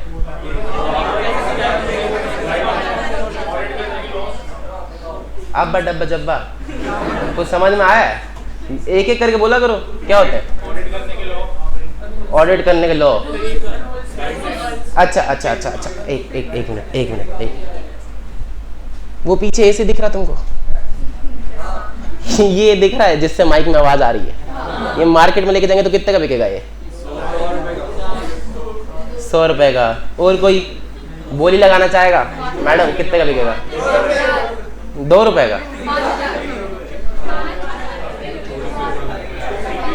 ये ना कैमरा लगा हुआ है यहाँ पे, और कल तुम्हारी टैक्सी क्लास भी होगी, तुमको पता ना हो तो। ये जो तुम 2 रुपए और 100 रुपए कर रहे हो। अच्छा बताओ सही से, चलो एसी बेचते हैं, एसी कितने का बिका मार्केट में? 10,000, 5,000, और कोई 5 करोड़। खूब क्या आता है क्या सुबह सुबह? 8,000। मैडम क्या कहना आपका, कितने का बिकेगा? कह रही मैं तो नहीं खरीद रही।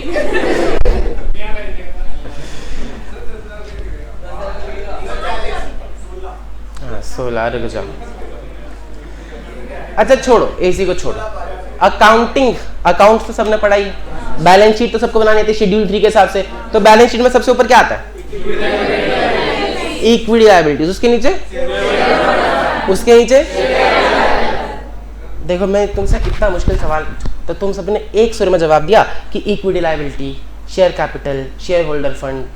लेकिन जब मैंने तुमसे पूछा कि एसी कितना बिक जाएगा, कोई कह रहा 10 का, कोई कह रहा 5 का, कोई कह रहा 8 का, कोई कह रहा 16 का। ऐसे क्यों? क्योंकि एक चीज अकाउंट्स जो है उसके लिए तुम्हें बताया गया है कि अकाउंट्स को ऐसे बनाना है। बात समझ में आती है ना? तो अकाउंटिंग स्टैंडर्ड्स का क्या मतलब होता है? स्टैंडर्ड्स बोले तो बेंचमार्क, बोले तो फ्रेमवर्क होता है कि किस तरीके से किसी चीज को प्रेजेंट आपको करना, उसके रूल्स। जैसे अकाउंटिंग के रूल्स होते हैं वैसे ही हमारी ऑडिटिंग के भी रूल्स होते हैं। ठीक है जी? हम नहीं चाहते, तुमने कभी ऐसा सुना है क्या कि ये सीए बढ़िया ऑडिट करता है और ये सीए बेकार ऑडिट करता है? ऐसा कभी तुम सुन ही नहीं सकते।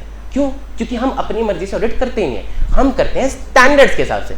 हम अपनी मर्जी से थोड़ी ना बैलेंस शीट बना रहे हैं, बैलेंस शीट बन रही है एएस के हिसाब से। तो ऐसा नहीं होता कि एक से बढ़िया बैलेंस शीट बनाता है और दूसरा बेकार। हम सारे ही अकाउंटिंग स्टैंडर्ड्स शेड्यूल 3 के हिसाब से बैलेंस शीट बनाते हैं और हम सारे ही स्टैंडर्ड्स ऑन ऑडिटिंग के हिसाब से ऑडिट करते हैं। ठीक है जी? अब ऑडिटिंग स्टैंडर्ड्स को एएस क्यों नहीं बोलते? फिर तुम बार बार कंफ्यूज हो जाते हैं। तो हमने कहा कि इसको ऐसे कर देते हैं, इसको हम स्टैंडर्ड्स ऑन ऑडिटिंग बोल देते हैं। और जो स्टैंडर्ड्स तुम पढ़ने वाले हो मैं तुम्हें बताता हूँ, वो सारी दुनिया में एक ही जैसे लगते हैं। चाहे तुम एप्पल का ऑडिट करो, चाहे तुम रिलायंस का ऑडिट करो, चाहे तुम साउथ अफ्रीका में जाके किसी कंपनी का ऑडिट करो, चाहे तुम सीपीए में जाओ, चाहे तुम एसीसीए में जाओ, चाहे तुम सीएमए में जाओ, चाहे तुम कोई से भी कोर्स में जाओ, ग्लोबली हर जगह स्टैंडर्ड्स सेम ही रहते हैं। ठीक है? अमेरिका में भी, इंडिया में भी, किसी भी कंट्रीज में भी स्टैंडर्ड्स सेम रहते हैं। बस वहां पर इंटरनेशनल स्टैंडर्ड्स आता है। हम यहाँ पे स्टैंडर्ड्स ऑन ऑडिटिंग बोलते हैं, वहां पर ISA international standards on auditing बोलते हैं। इतना सा फर्क आता है, बाकी सब कुछ सेम रहता है। तो इसीलिए और शेयर होल्डर्स भरोसा कर पाते हैं कि भैया इंफॉर्मेशन जो है वो क्वालिटेटिव है। क्यों? क्योंकि ऑडिटिंग स्टैंडर्ड जो है ग्लोबली रिकग्नाइज्ड है। कौन सी चीज की एक्यूरेसी ज्यादा अच्छी होगी, जिसको सारी दुनिया यूज करती होगी या जिसको 2-4 लोग यूज करते होंगे? सारी दुनिया यूज करती होगी, उसकी सारी गलतियां ठीक हो चुकी होंगी। तो ऑडिटिंग स्टैंडर्ड्स ग्लोबली रिकग्नाइज्ड है, इसीलिए ही share holders audited financial statements पर ज्यादा भरोसा कर पाते हैं। बात समझ में आती है? अगला कहता है in case of company, Ambani ji ने जब स्पीच दी थी तो क्या कहा था कि आपको काम करने के आना पड़ेगा, क्या ऐसा कुछ कहा था? उन्होंने कहा था कि आप बस पैसा लगाओ, है ना। तो हो सकता है शेयर होल्डर्स इन्वॉल्व नहीं हो और हो सकता है हो कैसे?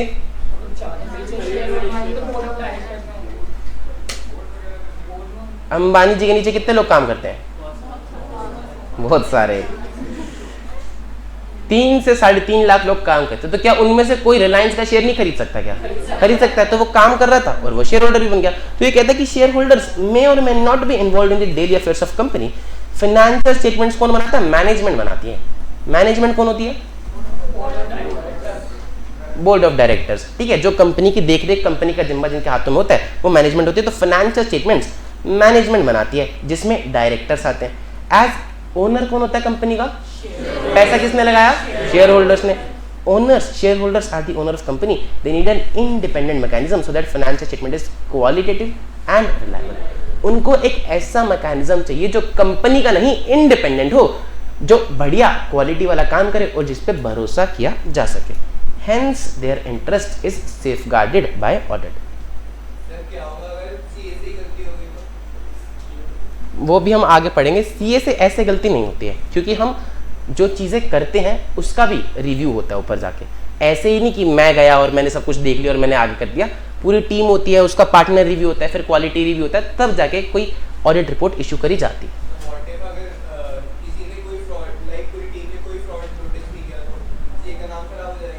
हाँ, हो जाएगा।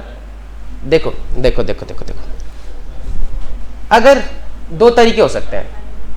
सीए के हाथ से फ्रॉड छूट गया, ठीक है, या तो गलती से छूट गया, या बेसिकली या तो उसने आलस में आधी चीजें चेक नहीं करी और उसका फ्रॉड रह गया, या फिर उसने चेक करा उसके बाद भी छूट गया। 2 चीजें हो सकती हैं। अगर उसने आलस में चीजें चेक नहीं करी, बेसिकली जब भी ऐसा होता है ना कि फ्रॉड पकड़ा जाता है, सीए का नाम आता है, तो हम उससे पूछते हैं कि क्या तूने सारे स्टैंडर्ड्स फॉलो किए थे कि नहीं। अगर उसने सारे स्टैंडर्ड्स फॉलो किए होते हैं तो कोई दिक्कत नहीं हमें। अगर उसने सारे स्टैंडर्ड्स फॉलो नहीं किए होते तो फिर सीए फंसता है, ठीक है। और अभी ही इसी चैप्टर में हम आगे डिटेल में बात करेंगे, तो अभी थोड़ा सा डाउट पे थामिए। हम आगे डिटेल में एक टॉपिक आए तब हम बताएंगे कि कैसे उसके हाथ से सब कुछ फॉलो करने के बाद भी फ्रॉड छूट सकता है, ठीक है जी। हम पढ़ेंगे अभी आगे, रुको। अगला ये बोलता है audited financial statements can be relied upon bye lenders and bankers for making their credit decision. Bank वाले को क्या डिसीजन लेना होता है? लोन देना कि नहीं देना। अगर ऑडिटेड फाइनेंशियल स्टेटमेंट होगा तो वो डिसीजन ले पाएगा कि भैया लोन देना है कि नहीं देना, whether to lend or not to lend up to a particular entity. Also, audit act as a moral check on employees for committing frauds from the fear of being discovered कि employees अब fraud नहीं करेंगे, उनको पता है कि भैया हम कल को पकड़े जाएंगे। ऑडिटेड फाइनेंशियल स्टेटमेंट्स सरकार के लिए भी हेल्पफुल होते हैं, क्योंकि वो टैक्स लायबिलिटी डिटरमाइन करने में मदद करती है। सारा मामला शुरू हुआ था फ्रॉड की वजह से, तो अब हम फ्रॉड या एरर भी पकड़ पाएंगे, और अगर फ्रॉड या एरर नहीं है तो हम डेफिशिएंसीज, छोटी मोटी कमियां हैं, उनको भी पॉइंट आउट कर पाएंगे। एक बारी जरा इसको पढ़ के देख लो, और कोई डाउट, दिक्कत, परेशानी है तो पूछ लो।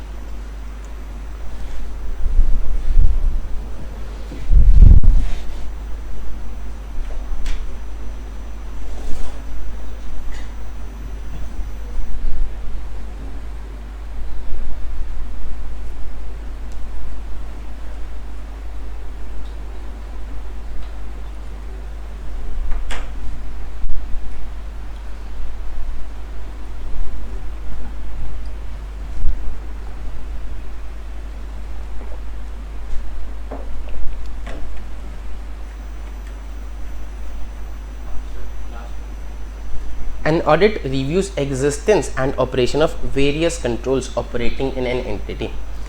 अभी मैंने तुम्हें कंट्रोल्स के बारे में बताया नहीं है, वो मैं थोड़ी देर बाद बताऊंगा। अभी के लिए तुम सिर्फ इतनी ही लाइन को पढ़ लो, पॉइंटिंग आउट डेफिशिएंसीज, ठीक है।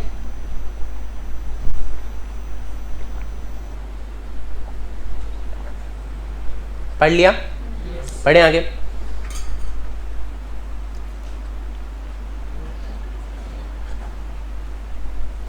अच्छा मुझे एक बात बताओ, मैंने तुम्हें बताया कि विजय माल्या आया, उसने पैसे लिए और वो लेके भाग गया। लोगों का नुकसान आ गया, लोगों का नुकसान हुआ, लोगों को बहुत बुरा लग रहा था। बिजनेस है, बिजनेस में तो इन्वेस्टमेंट में प्रॉफिट लॉस होता ही रहता है। चलो हो गया, ठीक है। आज तुम गए क्लास के बाद घर पे, तुम घर पे बेड पे लेटे हो, तुमने यूट्यूब खोला और तुम कोई वीडियो चला रहे हो। उससे पहले तुम्हारे पास एक ऐड आती है कि ये बेचारा बच्चा, ये कुपोषित है, इसको ऑपरेशन की ज़रूरत है, इसके लिए हमें इतने पैसे चाहिए, तो आप थोड़े भी पैसे डोनेट कर दो। हाँ, तुम थोड़े भी पैसे डोनेट कर दोगे तो इस बच्चे का इलाज हो जाएगा। अब तुम्हारा नन्ना सा दिल पिघल गया, तुमने कहा कि बच्चे का इलाज तो होना ही चाहिए। तुमने अपनी छोटी सी पॉकेट मनी में से पैसे उसको दिए और तुम्हारे ही जैसे 1 करोड़ लोगों ने उसको कुछ पैसे दिए। अब उसके पास 50 करोड़ रुपए इकट्ठे हो गए। अब उस आदमी को लगा कि 50 करोड़ रुपए इकट्ठे हो गए, इस पे खर्च करूंगा। उसने पैसे लिए और वो विदेश चला गया। अब तुम्हें कैसा लगेगा? अब वो विदेश जाके फोटो डाल रहा है बाहर घूमने की, तुम्हारे पैसे से तुम मजे नहीं कर रहे, वो तुम्हारे पैसे से मजा कर रहा है। बच्चे के इलाज के लिए तुमने पैसे देते, बच्चे का इलाज भी नहीं हुआ। अब क्या तुम आगे से पैसे दोगे? नहीं दे पाओगे, है ना। बेचारे बच्चे का इलाज भी नहीं। तो अब यहाँ पे क्या करना चाहिए? क्या करना चाहिए? अच्छा, ऐड कौन चलाता है? बच्चा चला रहा है कि मेरे इलाज के लिए जरूरत है, मदद कर दो। कौन चला रहा है? कोई ऑर्गेनाइजेशन, बेसिकली एनजीओ वगैरह होते हैं, वो चलाते हैं, जैसे कि मिलाप फाउंडेशन, क्राई फाउंडेशन, है ना। तो ये लोग जो होते हैं ये ऐड चलाते हैं। तो बहुत सारी चीज़ों के लिए ऐड चलाते हैं, कोई एक बच्चे के लिए तो नहीं चलाते, बहुत अलग अलग बच्चों के लिए, कभी जानवरों के लिए, कभी किसी के लिए वो इकट्ठा करते हैं पैसे। तो उनके पास बहुत सारे पैसे आते हैं। अगर आपको पता हो कि वो पैसे कहाँ लगा रहे हैं, किस हॉस्पिटल में उन्होंने इलाज के पैसे दिए, अगर वो भी अपनी फाइनेंशियल स्टेटमेंट्स दें और प्लस में ऑडिट करा के दें, तो आप भरोसा कर पाओगे कि नहीं कर पाओगे? हाँ कि ना? क्या वो प्रॉफिट के लिए काम कर रहे हैं क्या? नहीं, वो तो नॉट फॉर प्रॉफिट ऑर्गेनाइजेशन है ना। तो अगर एक नॉट फॉर प्रॉफिट ऑर्गेनाइजेशन भी अपने फाइनेंशियल स्टेटमेंट्स बनाए तो हम उसको भी ऑडिट कराने के लिए कह सकते हैं कि नहीं कह सकते? कह सकते हैं, है ना। तो ये क्या बोलता है? Audit is an independent examination of financial information. एक इंडिपेंडेंट एग्जामिनेशन है। इंडिपेंडेंट का मतलब समझ में आता है क्या? कि कंपनी का बंदा नहीं होना चाहिए। और कुछ? क्या नाम है भाई तेरा? अक्षत। चलो, अक्षत का नाम आज से अक्षत नहीं, सी अक्षत, ठीक है। अक्षत ने भाई साहब पहले अटेम्प्ट में सीए फाइनल निकाला और सी अक्षत बन गया। इसके पास पहला फोन आता मामा जी का कि अक्षत बेटा, बहुत खुशी हुई हमें कि तू सीए बन गया, कि हमारे खानदान का नाम रोशन करेगा। हालांकि ऐसी उम्मीद तो नहीं थी, पर फिर भी तू बन गया। पर तेरे सीए बनने की खुशी इतनी ज्यादा है ना कि मेरा दिल भरा है, मेरी आंखों में आंसू है। तू एक बारी आना जरा मेरे पास, मेरी फैक्ट्री में आ, तेरे से गले मिलूंगा। कौन सी मिठाई खाता है? फेवरेट भी तो होगी कोई सी। अक्षत को बोला मामा जी ने कि तेरे लिए काजू कतली की प्लेट मंगाई है, डब्बा मंगाया है, तू आ जरा, तेरे से गले मिलूंगा, तेरे को आशीर्वाद दूंगा, तेरे को मुंह मीठा कराऊंगा। लड़के ने हमारा नाम रोशन किया, खानदान में पहला सीए बना। तो अक्षत खुशी खुशी मामा जी के पास गया। अक्षत खुशी खुशी मामा जी के पास गया। मामा जी ने इसको अच्छे से प्यार से गले लगाया, शाबाशी दी, आशीर्वाद दिया कि बेटा बहुत आगे जा जीवन में। इसको काजू कतली खिलाई। अब ये बैठा ही था। मामा जी ने कहा कि बेटा अक्षत, अब तू आ ही गया, सीए बन ही गया, तो ला फाइनेंशियल स्टेटमेंट पे साइन भी करता जा।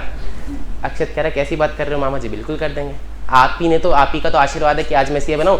आप लाओ जरा फाइनेंशियल स्टेटमेंट ले आओ और मैं साइन कर देता हूँ। मामा जी फाइनेंशियल स्टेटमेंट्स लाए, कह रहे लाओ बिल रिकॉर्ड डॉक्यूमेंट्स भी दे दो, चेक करेगा ना, बिल्स चेक करेगा कि सब कुछ सही लिखा कि नहीं। मामा जी कह रहे चेक क्या करना है, तू कर दे, साइन ही तो करने थे। जैसे ही तू साइन कर देगा फाइनेंशियल स्टेटमेंट से ऑडिटेड फाइनेंशियल स्टेटमेंट बन जाएगी।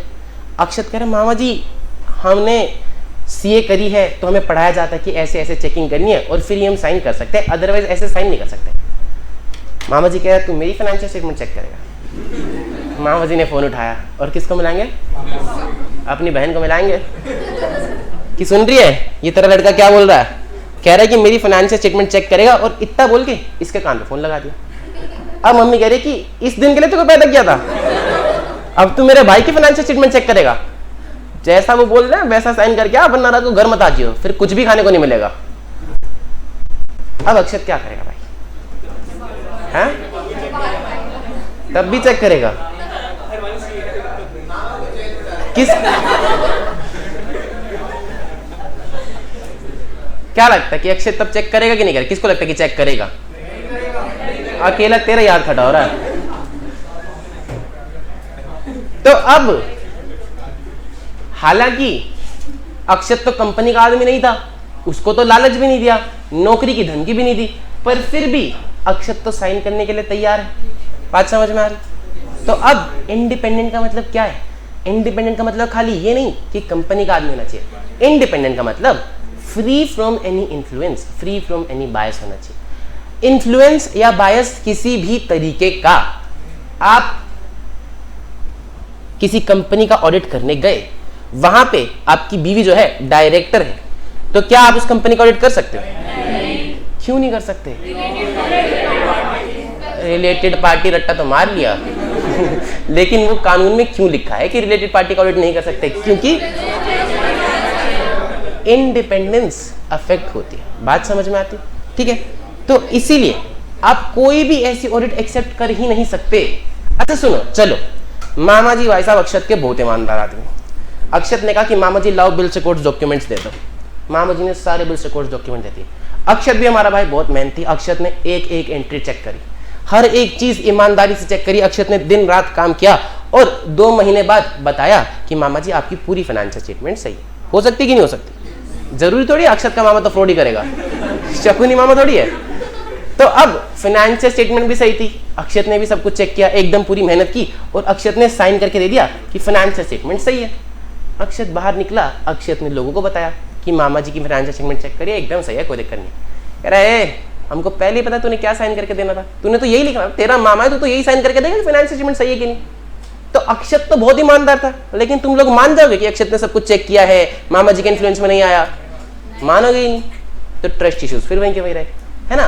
तो इसीलिए आपको कोई भी एंगेजमेंट एक्सेप्ट ही नहीं करनी, चाहे मामा ईमानदार हो चाहे अक्षत ईमानदार हो, लेकिन सामने वाला तो मानेगा ही नहीं।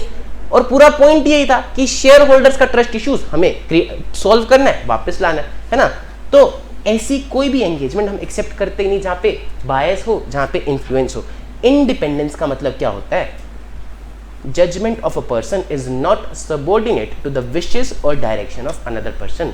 कि आपकी अक्षत की क्या जजमेंट है कि फाइनेंशियल स्टेटमेंट सही है कि नहीं है, वो किसी के अधीन नहीं होनी चाहिए, ना कंपनी वाले के, ना मामा जी के, ना मम्मी जी के, किसी के भी नहीं। इसीलिए आप ऐसी एंगेजमेंट एक्सेप्ट नहीं कर सकते जो आपके भाई की है, जो आपके रिलेटिव की है, या फिर जहां पे आपने खुद से शेयर्स होल्ड कर रखे हैं। अक्षत के पास अंबानी जी के 2 करोड़ के शेयर्स थे। अक्षत हमारा करोड़पति आदमी, 2 करोड़ के शेयर्स तो इसने रिलायंस के खरीद रखे हैं। रिलायंस का ऑडिटर ये बन के गया और सारी चेकिंग वेकिंग करी, उसमें फ्रॉड मिला, तो क्या ये बताएगा? क्या नहीं बताएगा?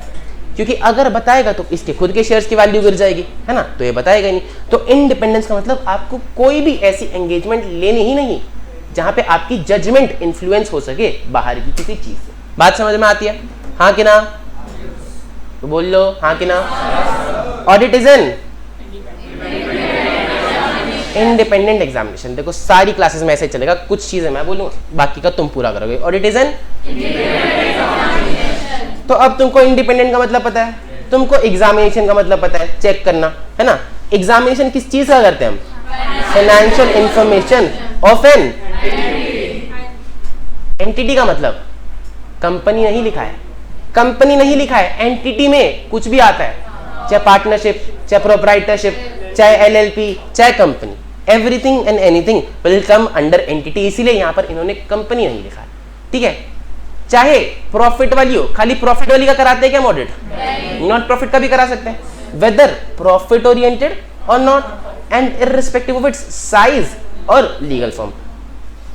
ऑडिट तो खाली बड़ी एंटिटीज का नहीं होना चाहिए। क्यों?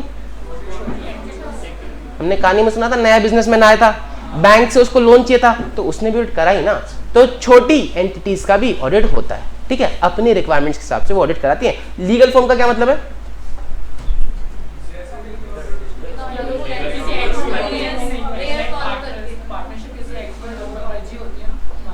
लीगल फॉर्म का मतलब यही होता है भाई, कंपनी, पार्टनरशिप, प्रोप्राइटरशिप, बेसिकली किस एक्ट में वो इनकॉर्पोरेटेड है। बात समझ में?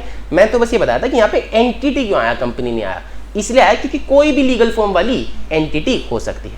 बात समझ में आती? ठीक है, तो ऑडिट की डेफिनेशन क्या है? Audit is an of weather profit oriented और नॉट, इररिस्पेक्टिव ऑफ साइज और लीगल फॉर्म। ठीक है जी। अक्षत हमारा, अक्षत के पास अंबानी जी के 20 करोड़ के शेयर्स थे। अक्षत ने बहुत हैवी इन्वेस्टमेंट कर रखी भाई, अंबानी जी उधार मांगते तो अक्षत से मांगते। अक्षत ऑडिटर बन के चला गया रिलायंस का, तुम सब ने भी पैसा लगा रखा था, अक्षत ऑडिट कर रहा है। अक्षत बहुत मेहनती भाई साहब, अक्षत ने एक एक चीज चेक करी। अक्षत ने एक बड़ा सा फ्रॉड पकड़ा। अक्षत ने क्या करा?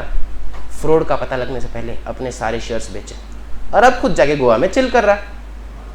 तुमको कुछ इसने बताया ही नहीं, तुमको लग रहा है कि भाई अक्षत बहुत मेहनती है, अक्षत काम कर रहा है, अक्षत गोवा में चिल कर रहा है।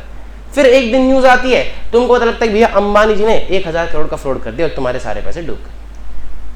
तुमने अक्षत को फोन घुमाया कि अक्षत भाई तेरे को तो हमने ऑडिटर सेलेक्ट किया था।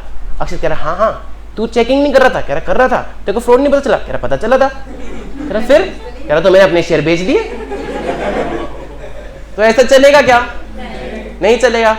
उसको फ्रॉड पता भी करना और तुमको बताना भी है।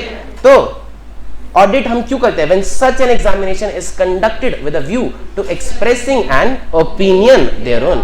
ओपिनियन देना तो बहुत ज्यादा जरूरी है। बात समझ में आती है? तो अब जरा ऑडिट की डेफिनेशन हम बोलेंगे एक बारी। ऑडिट का मतलब audit is an of financial information of whether irrespective of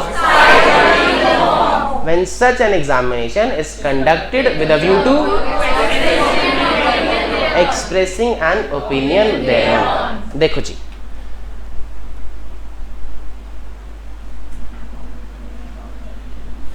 आप लोगों ने मेरे को एक चीज लिखवाई थी कि ऑडिट याद नहीं होता। मैं आप लोगों को, अगर आप लोग मेरे पीछे बोलोगे तो आधे से ज्यादा सिलेबस आपको मैं यहाँ पे याद करा के भेजूँ।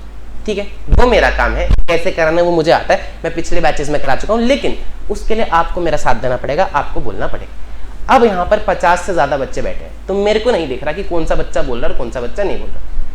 आप अगर नहीं बोलोगे तो उसमें सिर्फ और सिर्फ आपका नुकसान है, बाद में याद नहीं होगा। मैं मना नहीं करता कि याद नहीं होता, बिल्कुल नहीं होता, मैं आपके साथ 100% अग्री हूँ, 100% याद नहीं होता, लेकिन मैं करा दूंगा अगर आप मेरा साथ दोगे तो। ठीक है, घर पे जाओगे तो आपको 4 गुना टाइम लगेगा इसको याद करने में। यहाँ पे मैं आपको क्लास के अंदर करा के भेजूंगा।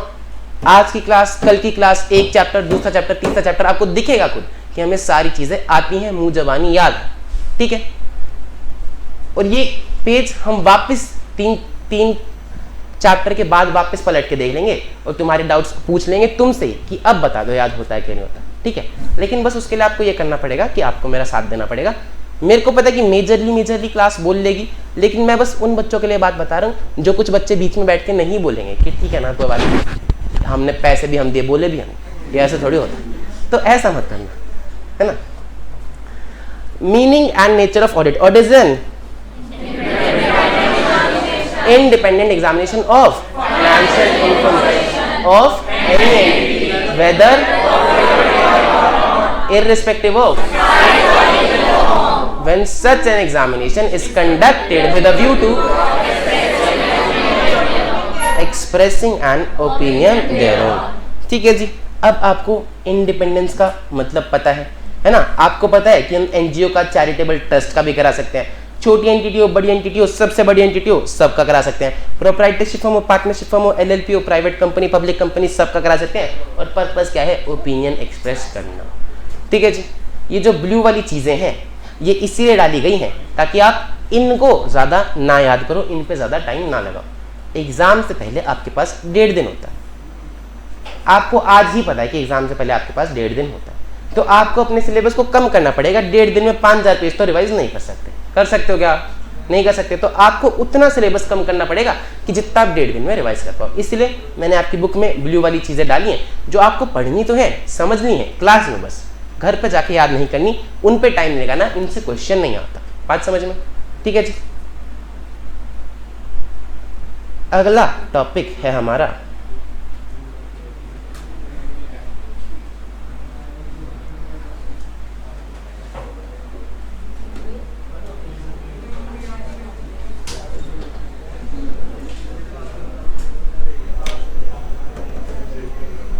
Purpose of an audit.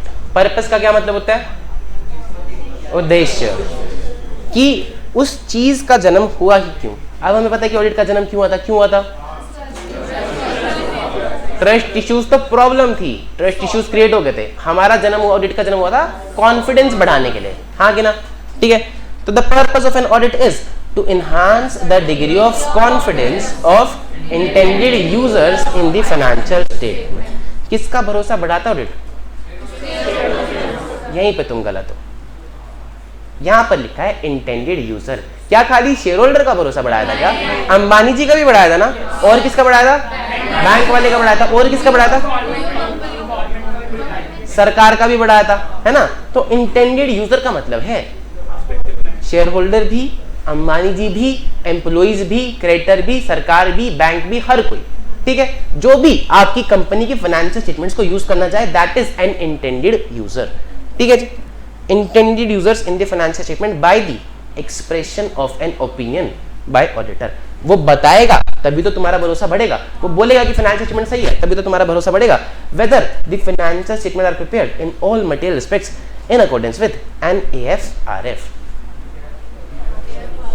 AFRF बोल तो एप्लीकेबल फाइनेंशियल रिपोर्टिंग फ्रेमवर्क। कुछ पूछना है तुम्हें? AFRF क्या होता है? देखो, AFRF applicable financial reporting framework. Framework का तो मतलब होता है ढांचा। क्या था बैलेंस शीट में सबसे ऊपर? इक्विटी लायबिलिटीज, उसके नीचे, उसके नीचे।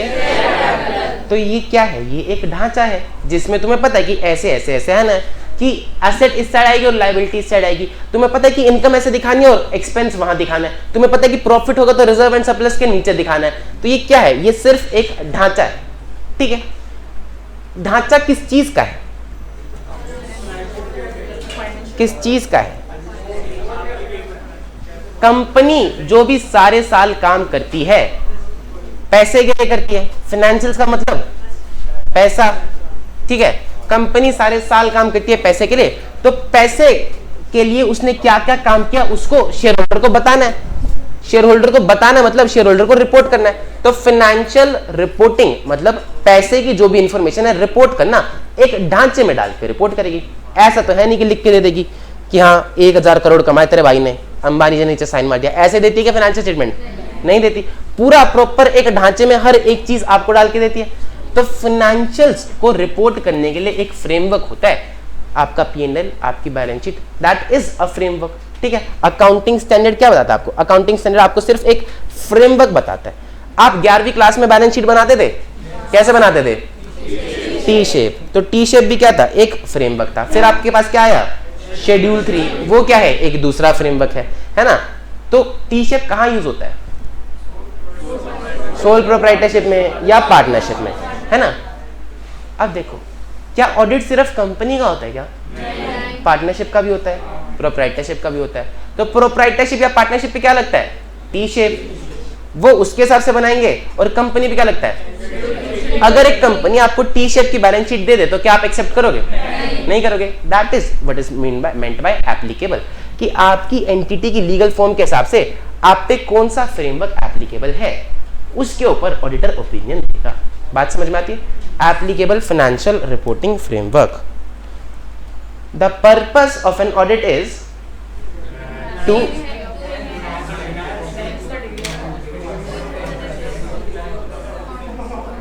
लेट जाओ मैं यहां पे। The purpose of an audit is, साथ में बोलो भाई, साथ में बोलो। या तो बोलते नहीं, आप पत्थर मारते। Enhance the degree of confidence, ऐसे नहीं, आराम से। The purpose of an audit is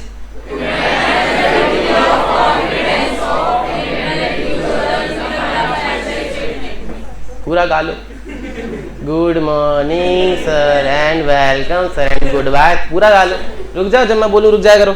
the purpose of an audit is to enhance the degree of confidence of intended users in the financial statements by the expression of an opinion by auditor on whether the financial statements are prepared in all material respects in accordance with AFRF। एक बारी जरा इसको पढ़ के देखो, कोई doubt दिक्कत परेशानी है तो बताओ।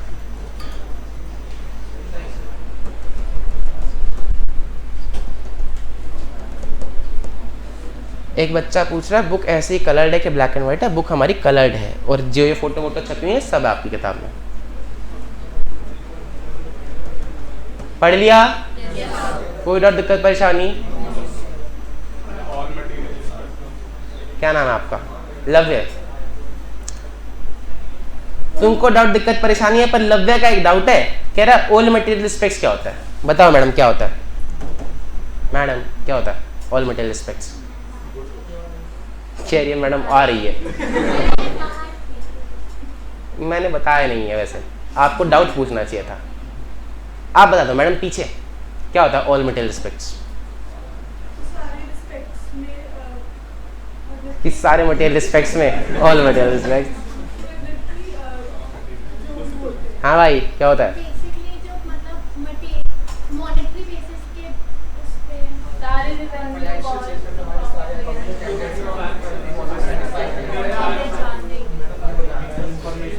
अक्षत है हमारा, अक्षत को हमने भेजा था रिलायंस ऑडिट करने, भेजा था कि नहीं भेजा था? तो सारे शेयर होल्डर्स ने सभा में डिसाइड किया कि भाई अक्षत करेगा रिलायंस का ऑडिट। अक्षत भाई साहब हमारा बहुत मेहनती आदमी, हर एक चीज़ अच्छे से चेक करता, तुमको पता ही है। अक्षत सब कुछ चेक कर रहा था और तुम अपने घर पे आराम से एकदम चिल होकर बैठे कि अक्षत भाई सब संभाल लेगा, चिंता मत करो, बहुत काबिल ऑडिटर है। 4 दिन निकले, 5 दिन निकले, हफ्ता निकला, 10 दिन निकला। 10 दिन बाद अक्षत का फोन आता है, मैडम क्या नाम है आपका? अक्षत का फोन आता है हिमांशी के पास कि सुनो हिमांशी, रात के 10 बजे इसका फोन आ रहा है पहली बार कि सुनो हिमांशी, आप रिलायंस के शेयर होल्डर हो ना? कहती हाँ। आपने मुझे अपॉइंट किया था ना? कहती हाँ। मेरे को रिलायंस की फाइनेंशियल स्टेटमेंट्स में फ्रॉड का पता लग गया है। आप कल सुबह वापस से पेड़ के नीचे आना सारी सभा में और हम आपको बताएंगे फ्रॉड के बारे में। क्या नाम है आपका? कृतांश के पास फोन आता है कि सुनो कृतांश, आप सुबह कल सभा के नीचे पेड़ में आना और हम बताएंगे आपको फ्रॉड क्या है। क्या नाम है? ऐसे कर करके अक्षत ने भाई साहब 50 फोन कर दिए, सारी सभा सुबह 5 बजे इसने बुला ली। अब सुबह 5 बजे तुम लोग एकदम नहा धो के तैयार होकर नोना बाबू बन के वहां पे जाके बैठ गए कि अक्षत जी आएंगे, फ्रॉड के बारे में बताएंगे। अक्षत आता है भाई साहब सूट वूट पहन के, आधा घंटा तो ये लेट आया है।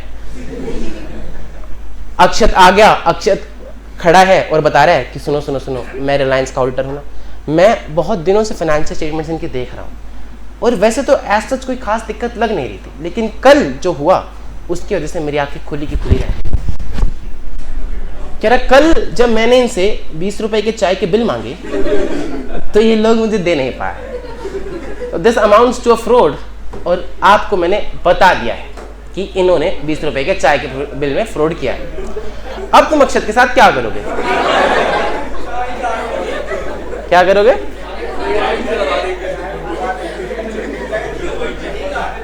वहीं काट दोगे?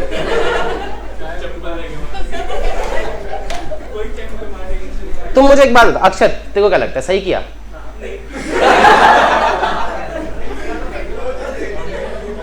ऑडिटर का काम क्या था? गलती पकड़ना। अक्षत ने भाई साहब इतनी छोटी भी गलती तुमको बता दी, तुम कह रहे हो वही जमीन में गाड़ देंगे।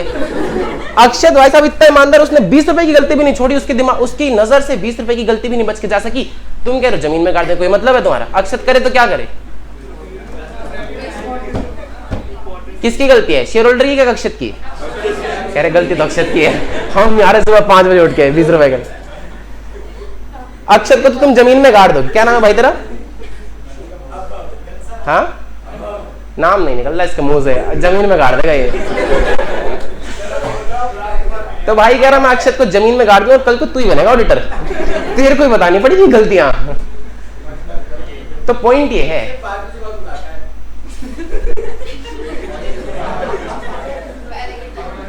पॉइंट ये है, तो ये तेरे को दोपहर को 4 बजे बता देगा 20 रुपए की गलती है, तो तू कहेगा ठीक है भाई बहुत बढ़िया काम किया, गले मिलेगा इसके। सुनो सुनो सुनो सुनो सुनो, तो पॉइंट ये है कि आईसीआई को पता है कि कल को तुम ऑडिटर बनोगे और ऐसे तुम्हारी पिटाई ना हो, तो उसने लिखा है in all material respects. Material respects का मतलब होता है something which can influence the decision of the users. क्या 20 रुपए के चाय के बिल से सुन के तुम अपने शेयर्स बेच दोगे रिलायंस के? नहीं बेचोगे। लेकिन वही अक्षत ने अगर बताया था कि सुनो 1000 करोड़ के झूठे बिल डाले गए, अंबानी जी पैसे निकाल के अपने घर ले गए और झूठे सर्विस के बिल डाल दिए, कंपनी में एक्सपेंस दिखा दिए, तो अब क्या एक इंफॉर्मेशन तुम्हारे काम की है? क्या तुम सोचोगे कि मैं रिलायंस की शेयर्स बेच दूं? तो something which can influence the decision of the users is called as material, यानी कि इंपॉर्टेंट भी कह सकते हो तुम कि जो शेयर होल्डर के लिए इंपॉर्टेंट है सिर्फ वो गलतियां वो देखेगा। बात समझ में आती? ठीक है जी। तो अब तुम्हें मटीरियल रिस्पेक्ट्स का भी मतलब पता है। अब एक बार जरा पढ़ो, the purpose of an audit is to enhance the degree of confidence of intended users in financial statements by the expression of an opinion by auditor on whether the financial statements are prepared in all material respects in accordance with AFR। क्या हर एक शब्द का मतलब तुम्हें समझ में आता है? वापस से, the purpose of an audit is to enhance the degree of confidence of intended users in financial statements by the expression of an opinion by auditor on whether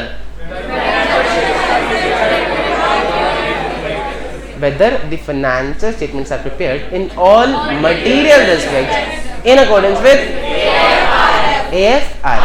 ठीक है जी। क्या आपको पर्पस समझ में आ गया? क्या आपको मीनिंग समझ में आ गया? और बेनिफिट्स भी आपको समझ में आ गए। एक बच्चा पूछ रहा है मटीरियल रिस्पेक्ट मतलब जो सिग्निफिकेंट इम्पैक्ट डाले इंटेंडेड यूजर्स के डिसीजन पे। हाँ जी, ठीक है, जो डिसीजन को इन्फ्लुएंस कर सके। क्या कह रहे हो? क्या बोल रहे हो भाई? हाँ, एक्सप्रेशन ऑफ एन ओपिनियन कि वो फ्रॉड पकड़े, गोवा में जाके चिल ना करे, तुमको बताए कि उसकी ओपिनियन फाइनेंशियल स्टेटमेंट्स के ऊपर क्या है, एक्सप्रेस करे, बताए ओपिनियन क्या है कि फाइनेंशियल स्टेटमेंट सही है कि गलत है। Expression of an opinion. बात समझ में आती है? अच्छा मुझे एक बात बताओ, ऑडिट के बेनिफिट्स क्या है? पहला क्या था? It gives confidence to the users. Shareholder की समस्या, कॉन्फिडेंस क्या चाहता है? क्योंकि ऑडिट एक इंडिपेंडेंट मैकेनिज्म है। अच्छा, इंडिपेंडेंट मैकेनिज्म है, उनका इंटरेस्ट सेफ गार्ड होता है। ठीक है, उसके बाद किसकी दूसरी समस्या थी? अंबानी जी की। It act as a moral check on employees. तीसरी किसकी समस्या थी? बिजनेसमैन की। तो audited financial statements will be relied upon by, relied का मतलब समझ में आता है? भरोसा करना। Relied upon by bankers and lenders. ये सारा मामला शुरू किसकी वजह से होता? फ्रॉड की वजह से। तो अब it will help detect fraud and errors. अगर फ्रॉड और एरर नहीं भी है तो हेल्प पॉइंटिंग आउट डेफिशिएंसीज। एक आदमी और बहुत खुश हो रहे थे इन सबको देख देख के। कौन? गवर्नमेंट। तो अब it will help determining tax liabilities. देखो तुम्हारे सामने वो खुला हुआ था क्या, पर याद आ रहा है ना? मीनिंग क्या था ऑडिट का? Audit is N independent examination of financial information of an entity when such an examination is conducted with a view to express an opinion thereon। कह रहा और जोर से बोल लो।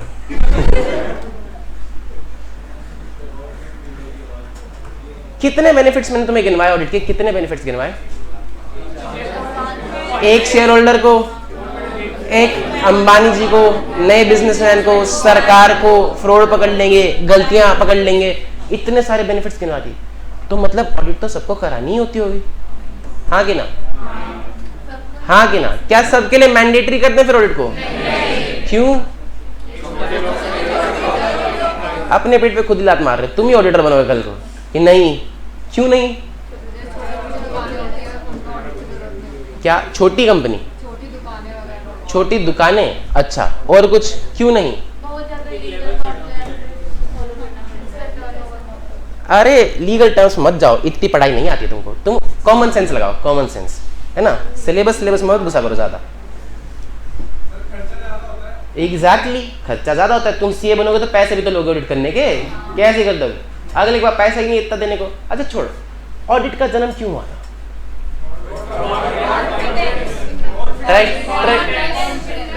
ट्रस्ट इश्यूज आ गए थे, कॉन्फिडेंस बिल्ड करना था। क्या आ गए थे मार्केट में? ट्रस्ट इश्यूज, कि अब शेयर होल्डर अपने पैसे का भरोसा किसी और पे कैसे करे। नया बिजनेसमैन गया बैंक में, ठीक है जी, नया बिजनेसमैन गया बैंक में, कह रहा बैंक जी लोन दे। तो बैंक कहता फाइनेंशियल स्टेटमेंट्स ऑडिट करा के ला, सीए से साइन करा के ला, तो लोन दे देंगे। कहता रखो अपना लोन, मेरे को नहीं चाहिए, मैं कुछ और जुगाड़ कर लूँ, मैं अपने चाचा जी से उधार ले लूँ। अब नए बिजनेसमैन की कंपनी, नए बिजनेसमैन की पार्टनरशिप जो भी थी, उसने बैंक से उधार लेने से मना कर दिया। तो क्या अब उसको ऑडिट कराने की जरूरत है? क्या उसके पास शेयर होल्डर का पैसा था? तो शेयर होल्डर के ट्रस्ट इश्यूज है ही नहीं। बैंक वाला पैसा दे नहीं रहा, उसके ट्रस्ट इश्यूज है ही नहीं, माओवादी से ले रहा वो। अगर मैं तुमको बोलूं कि तुम्हारी ही जेब में रखा हुआ पैसा तू मेरे को ऑडिट करवा के बता, तो कोई मतलब उस बात का? जहां पे ट्रस्ट इश्यूज आ ही नहीं रहे, वहां पे ऑडिट हम क्यों कराएं? ठीक है, तो ऑडिट मैंडेटरी होगा कि वॉलंटरी होगा? वॉलंटरी होगा। लेकिन फिर समस्या ये है कि अगर हम वॉलंटरी कर दें, हमने कर दिया वॉलंटरी, सारी सभा पेड़ के नीचे बैठी थी, सारे शेयर होल्डर बैठे थे, अंबानी जी खड़े थे। शेयर होल्डर ने कहा कि अंबानी जी, हमें आपके पिताजी पे, आप पे अपनी जान से भी ज्यादा भरोसा, आपने हमारे लिए इतना कुछ किया, क्या आप भी कभी पैसे लेके भागोगे क्या? हम आपको बिल्कुल नहीं कहेंगे कि आप ऑडिट कराओ, आपकी इच्छा है, वॉलंटरी है कि नहीं? अंबानी जी कहते बहुत बढ़िया। अंबानी जी अपना काम कर रहे हैं। थोड़े दिनों में अंबानी जी के मन में चोर आ गया कि जब ये इतना भरोसा कर ही रहे तो क्यों ना फायदा उठाया जाए। अंबानी जी ने बहुत सारा पैसा उठाया, बाहर लेके चले गए, अब विजय माल्या के साथ मजा कर रहे हैं। अब शेयर होल्डर किसको गाली देगा? दोनों किसको? अंबानी जी को, और दूसरा अपने आप को कौन गाली देता? दूसरा देंगे मोदी जी को, सरकार ही मिली हुई है, ये भगा दिया इन्होंने अंबानी को, हाँ कि ना? तो मोदी जी ने कहा तो गड़बड़ हो जाएगी। तो उनने कहा कि बेटा वैसे तो वॉलंटरी है, लेकिन सब पे वॉलंटरी नहीं करेंगे, कुछ के लिए तो हम मैंडेटरी करेंगे। तो इन्होंने कहा कि कंपनी अगर कोई बनाएगा तो उसके लिए हम मैंडेटरी कर डालें, ठीक है। फिर स्कूल वाले हैं, स्कूल ने कहा सरकार को कि सरकार हमें थोड़ी सी ग्रांट दे दो, हम बच्चों की शिक्षा पे काम करते हैं, आपके देश का विकास कराएंगे, ये करेंगे वो करेंगे, आप हमें थोड़ी सी ग्रांट दे दो, हमारे पास पैसे थोड़े कम पड़ रहे हैं। अब स्कूल वाले तो चोर भी हो सकते हैं, तुम में से किस किस के थे? ये देख, पता था मेरे को, भरे बैठे हैं स्कूल वालों को लगे तो सरकार को भी पता है। अब सरकार कहती है कि भैया ग्रांट तो दे देंगे, लेकिन फाइनेंशियल स्टेटमेंट जरा ऑडिट करा के ले आओ। अब स्कूल को ग्रांट चाहिए तो वो फाइनेंशियल स्टेटमेंट ऑडिट कराए, नहीं चाहिए तो नहीं कराए, ये ठीक है ना? तो बेसिकली स्कूल को ग्रांट चाहिए तो वो करा लेगा ऑडिट, अदरवाइज वो नहीं कराएगा। लो एक बार देखते हैं, ऑडिट मैंडेटरी या वॉलंटरी?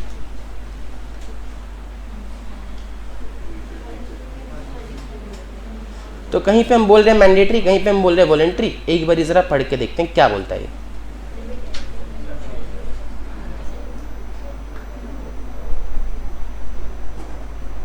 ये देखो, ऑडिट मैंडेटरी है या वॉलंटरी? कह रहा है it is not necessary that audit is always legally mandatory.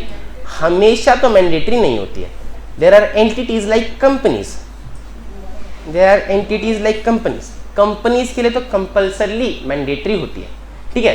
Partnership हो गई, प्रोप्राइटरशिप होगी, उनके लिए हमेशा मैंडेटरी नहीं होती। लेकिन सरकार बोली, सरकार भी तो खुश हो रही थी ना, सरकार क्या फायदा होने वाला था? टैक्स का। इनकम टैक्स डिपार्टमेंट आ गया, कह रहा साहब आप वॉलंटरी कर दोगे, फ्री टैक्स की चोरी करेंगे, हम तो नहीं मानते। तो उन्होंने कहा कि एक लिमिट सेट कर देते हैं कि इससे ऊपर जितना टर्नओवर जाएगा उसको टैक्स ऑडिट कराना पड़ेगा। बात समझ में आती है? एज ऑफ नाउ वो लिमिट आज के दिन में 10 करोड़ है। तो इन्होंने कहा कि नॉन कॉर्पोरेट एंटिटीज यानी कि कंपनी जो नहीं भी है उसको भी कई बार कंपल्सरली ऑडिट कराना पड़ सकता है under tax laws. In India, every person is required to get their accounts audited if their turnover crosses a certain threshold limit। 10 crore की लिमिट आज के टाइम पे है कि अगर 10 करोड़ से ऊपर आपकी टर्नओवर चली गई तो आपको टैक्स ऑडिट कराना पड़ेगा। बात समझ में आती है? टैक्स रिटर्न की बात नहीं कर रहा हूँ, रिटर्न अलग चीज हो, ऑडिट कराना पड़ेगा, ठीक है जी। फिर ये बोलता है कि इट इज ऑल्सो पॉसिबल कि कुछ एंटिटीज जैसे कि स्कूल्स वो अपने अकाउंट्स को ऑडिट करा लें ताकि उन्हें ग्रांट व्रांट मिल जाए। हालांकि उन पर जरूरी नहीं है, लेकिन वो करा ले, फिर भी उनको ग्रांट चाहिए तो वो करा ले, ठीक है। तो कह रहा है audit is not always mandatory. बहुत सारी एंटिटीज कराती हैं क्योंकि उनको कुछ बेनिफिट्स होते हैं ऑडिट की प्रोसेस से। क्या बेनिफिट्स होते हैं ऑडिट से, क्या फायदे होते हैं? पहला, it gives confidence to the users. दूसरा, रुको छोड़ दो वापस से। पहला, it gives confidence to users. कॉन्फिडेंस कैसा था? क्योंकि ऑडिट एक इंडिपेंडेंट मैकेनिज्म है, उनसे क्या होता है? इंटरेस्ट सेफगार्ड होता है। फिर दूसरी कौन थी? अंबानी जी की समस्या, एम्प्लॉइज पे भरोसा नहीं कर पाते, तो अब it will act as a moral check on employees. तीसरा, बैंक वाले भरोसा नहीं कर पाते, तो अब relied upon by bankers and lenders. चौथा, सारा मामला शुरू किसकी वजह से होता? फ्रॉड की वजह से, तो अब it will help detect fraud और एरर। अच्छा, फ्रॉड और एरर नहीं भी है तो it will help to pointing out deficiencies. And last में एक बंदा और कौन खुश हो रहा था? सरकार खुश हो रही थी, तो it will help determining tax liabilities. याद हो गए सारे बेनिफिट्स, मीनिंग याद हो गया, पर्पस याद हो गया, ठीक है। ये समझ में आ गया कि ऑडिट मैंडेटरी है कि वॉलंटरी है। Who appoints an auditor? Auditor को कौन अपॉइंट करेगा? क्या अंबानी जी करेंगे? क्या नहीं। कौन करेगा? शेयर होल्डर्स करेंगे। कंपनी के मालिक वो हैं, अपने पैसों की रक्षा उनको करनी है, तो शेयर होल्डर्स ऑडिटर को अपॉइंट करेंगे। लेकिन अगर सरकार है, सरकार के केस में कौन अपॉइंट कर? अच्छा सुनो, कंपनी के केस में कौन करेगा? कौन है ओनर? शेयर होल्डर, ठीक है। कंपनी के केस में शेयर होल्डर, पार्टनरशिप फर्म के केस में पार्टनर्स, सरकार के केस में, सरकारी कंपनी के केस में ओनर कौन है? गवर्नमेंट, मतलब मोदी जी।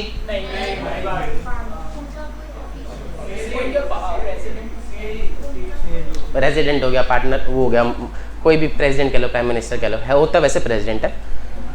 तो अब प्रेसिडेंट साहब या मोदी जी फोन करते फिरेंगे कि भाई भेली की ऑडिट कर दे भाई मेरी, देख, या सेल की ऑडिट कर दे, या कोल इंडिया की ऑडिट कर दे। मोदी जी खुद फोन करेंगे क्या? नहीं करेंगे, मोदी जी को फुर्सत ही नहीं बाहर घूमने से। तो अब मोदी जी ने एक डिपार्टमेंट बनाया जिसका नाम रखा सुप्रीम ऑडिट इंस्टीट्यूशन, और उसमें एक आदमी को बैठाया जिसका नाम है CAG। तो सरकारी कंपनीज के केस में कौन ऑडिट करता है? CAG, ठीक है जी। एक्चुअली में वो ऑडिट करता नहीं है, करवाता है CS, ठीक है जी। तो जनरली ऑडिटर कौन अपॉइंट करता है? ओनर्स अपॉइंट करते हैं, और कुछ केस में कॉन्स्टिट्यूशनल और गवर्नमेंटल अथॉरिटीज, कभी कभी इनकम टैक्स डिपार्टमेंट भी अपॉइंट कर देता है कि अक्षत भाई की काजू की दुकान है, बहुत बड़ा धंधा है, लेकिन रिटर्न ये भाई भर नहीं रहा, कह रहा हमारी इनकम हो ही नहीं पा रही 10 लाख, 9,99,999 रुपए और 99 पैसे तक रह जा रही है, हम बहुत सारे टैक्स भरना लेकिन पहुंच ही नहीं पा रहे। तो इनकम टैक्स डिपार्टमेंट भी ऑडिट करवा सकता है ये देखने के लिए कि इनके अकाउंट्स सही हैं कि नहीं है। बात समझ में आती? तो कॉन्स्टिट्यूशनल या गवर्नमेंटल अथॉरिटीज भी आपके लिए ऑडिटर अपॉइंट कर सकती हैं in accordance with applicable laws. Company के केस में शेयर होल्डर्स ओनर होते हैं, फर्म के केस में कौन होता है? पार्टनर्स, गवर्नमेंट कंपनी के केस में CAG बोले तो controller and auditor general of India. ये एक इंडिपेंडेंट कॉन्स्टिट्यूशनल अथॉरिटी है, और कुछ केसेस में गवर्नमेंट अथॉरिटीज भी अपॉइंट कर देती हैं, जैसे कि टैक्स लॉज के अंदर कोई गवर्नमेंट अथॉरिटी आपको आपका ऑडिटर अपॉइंट कर दे, ठीक है जी। रिपोर्ट सबमिट किसको की जाएगी? ऑडिटर ने ऑडिट कर दी, रिपोर्ट सबमिट करने का टाइम है, किसको देगा रिपोर्ट? ना, अरे जिसने अपॉइंट करा, ऑडिटर को कहा जिसने ऑडिट कर दे उसी को रिपोर्ट देगा। तो कंपनी के केस में किसको? पार्टनरशिप फर्म के केस में किसको? समझ में आ रही है? गवर्नमेंट कंपनी के केस में किसको? CAG। तो कंपनी के केस में शेयर होल्डर को देगा, फर्म के केस में पार्टनर्स को देगा जिन्होंने उसको अपॉइंट किया। बात समझ में आती है? कोई भी दिक्कत परेशानी? एक बार जरा पढ़ के देख लो दोनों टॉपिक्स। मजा आ रहा है क्लास में? देख सारे चुप हो गए।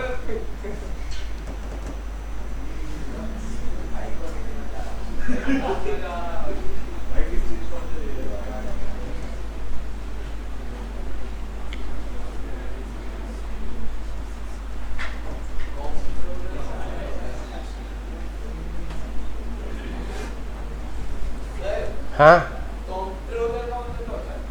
कंट्रोलर फुल फॉर्म है, फुल फॉर्म भाई, सीएजी की फुल फॉर्म है controller and auditor general of India, control करता है।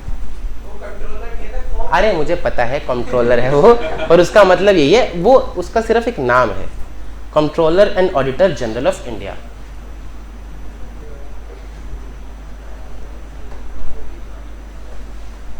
पढ़े आगे।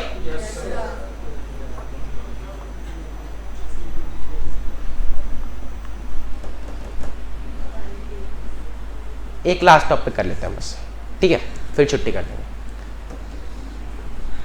अब इतनी देर से अक्षत का एग्जाम्पल ले रहे हैं, तो अक्षत को ही पकड़ लेते हैं। अक्षत भाई, जीवन में क्या करता है तू? क्या लगता है तेरे को, तेरे अंदर क्या क्या गुड क्वालिटीज हैं?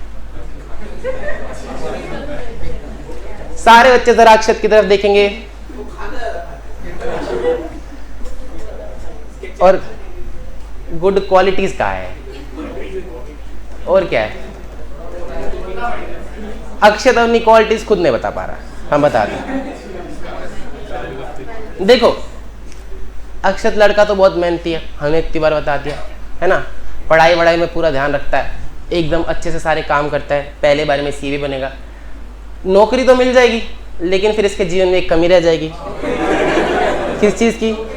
हाँ, अब छोकरी ढूंढने जाएगा तो 36 गुण भी मिलाने पड़ते हैं, हाँ कि ना? सुना तुमने कि 36 गुण मिलते हैं, तो वो 36 गुण लाए कहाँ से? तो आईसीआई में यहाँ पे भी थोड़ी मदद कर दी है, उन्होंने बोला है कि जो जो ऑडिटर बनता है उसके पास ये गुण होते हैं, या फिर एक आदमी जिसके पास ये गुण है वो ही ऑडिटर बन सकता है। ठीक है, अब यहाँ पे कोई बकवास लिखी हुई है, इसका वास्तविकता से कोई लेना देना नहीं है, मैं तुमको बता रहा हूँ, चुपचाप पढ़ो और घर चले जाओ। ठीक है, क्या बोलता है कि एक ऑडिटर को कंसर्न होता है फिनेंशियल रिपोर्टिंग मैटर से और अदर इंस्टीट्यूशन से। फिनेंशियल मैटर्स, रुको एक मिनट, पहले क्वालिटीज ही पढ़ते हैं। क्वालिटीज क्या क्या बोल रहा है? पहले कह रहा है tact, question, firmness, good temper, integrity, इतने सारे लिख दे। रुक जा भाई। टैक्ट का मतलब होता है लोगों के साथ चतुराई से डील करना, ठीक है। क्वेश्चन का मतलब होता है काम अपना एकदम ध्यान से करना। फर्मनेस का मतलब होता है अपनी बात पे अड़िग रहना। गुड टेम्पर मतलब बात बात पे बिलक नहीं जाना। इंटीग्रिटी मतलब सच बोलना। डिस्क्रिशन मतलब कि दिमाग लगाना, कॉमन सेंस लगाना कि इसका क्या चीज, इसका क्या रिजल्ट होना चाहिए, इसका क्या नहीं होना चाहिए। अब खाली एक कंपनी का तो ऑडिट करेगा नहीं, टाटा की भी करेगा तो रिलायंस की भी करेगा। टाटा गाड़ी बनाती है, रिलायंस तेल निकालती है, तो इंडस्ट्री के हिसाब से जजमेंट की भैया एस्टिमेट्स, प्रोविजंस इस इंडस्ट्री में क्या होने चाहिए। पेशेंस होना चाहिए, क्लियर हेडेडनेस की साफ साफ सोच पाए। ये तो नहीं सोच पाता वैसे। मैंने इससे पूछा कौन सी मिठाई पसंद है, कह रहा सब खा लेंगे। रिलायबिलिटी, रिलायबिलिटी यानी कि भरोसेमंद, ये कुछ क्वालिटीज हैं जो एक ऑडिटर के अंदर होनी चाहिए। तो अगर कल को तुम ऑडिटर बनोगे, A = B, B = A, अगर ये क्वालिटीज ऑडिटर के अंदर होनी चाहिए और तुम ऑडिटर बनोगे, तो तुम बता देना कि हमारे अंदर ये सारी क्वालिटीज हैं। Tact, question, firmness, good temper, integrity, discretion, etcetera etcetera. In short, वो सभी क्वालिटीज जो एक गुड बिजनेसमैन बनाती है, वही एक गुड ऑडिटर बनाती है। 36 पूरे हो गए क्या? इनने का थोड़ी सी और बताएंगे। Shine of culture for attaining great height, ठीक। खानदानी होना चाहिए। Highest degree of integrity backed by adequate independence. Integrity मतलब होता है सच बोलना, इंडिपेंडेंस मतलब होता है कि किसी के बहकावे में नहीं आना। Auditor who holds a position of trust must have the basic human qualities apart from the technical requirement of professional training and education। क्या कर रहा है देखा, कह रहा है एक ऑडिटर इतने भरोसे वाली पोजीशन होल्ड करता है कि उसके पास ये जो ऊपर आता है ये तो बेसिक क्वालिटीज हैं, ये तो होनी चाहिए। An auditor who holds a position of trust must have the basic human qualities apart from the technical requirement। जो आप टेक्निकली पढ़ोगे, accounting standard, standard on auditing etcetera etcetera, tax लो, उसके अलावा ये बेसिक ह्यूमन क्वालिटीज होनी चाहिए। फिर वो कहता है अब ऑडिट करोगे तो भाई साहब अकाउंट्स तो आना ही चाहिए। Exhaustive knowledge of accounting and all its branches is the sine qua non. Sin qua none क्या होता है? छोड़ दो। एक शब्द होता है इंटर आलिया, क्या होता है? पढ़ा है ना? पढ़ा होगा साहिल सर ने।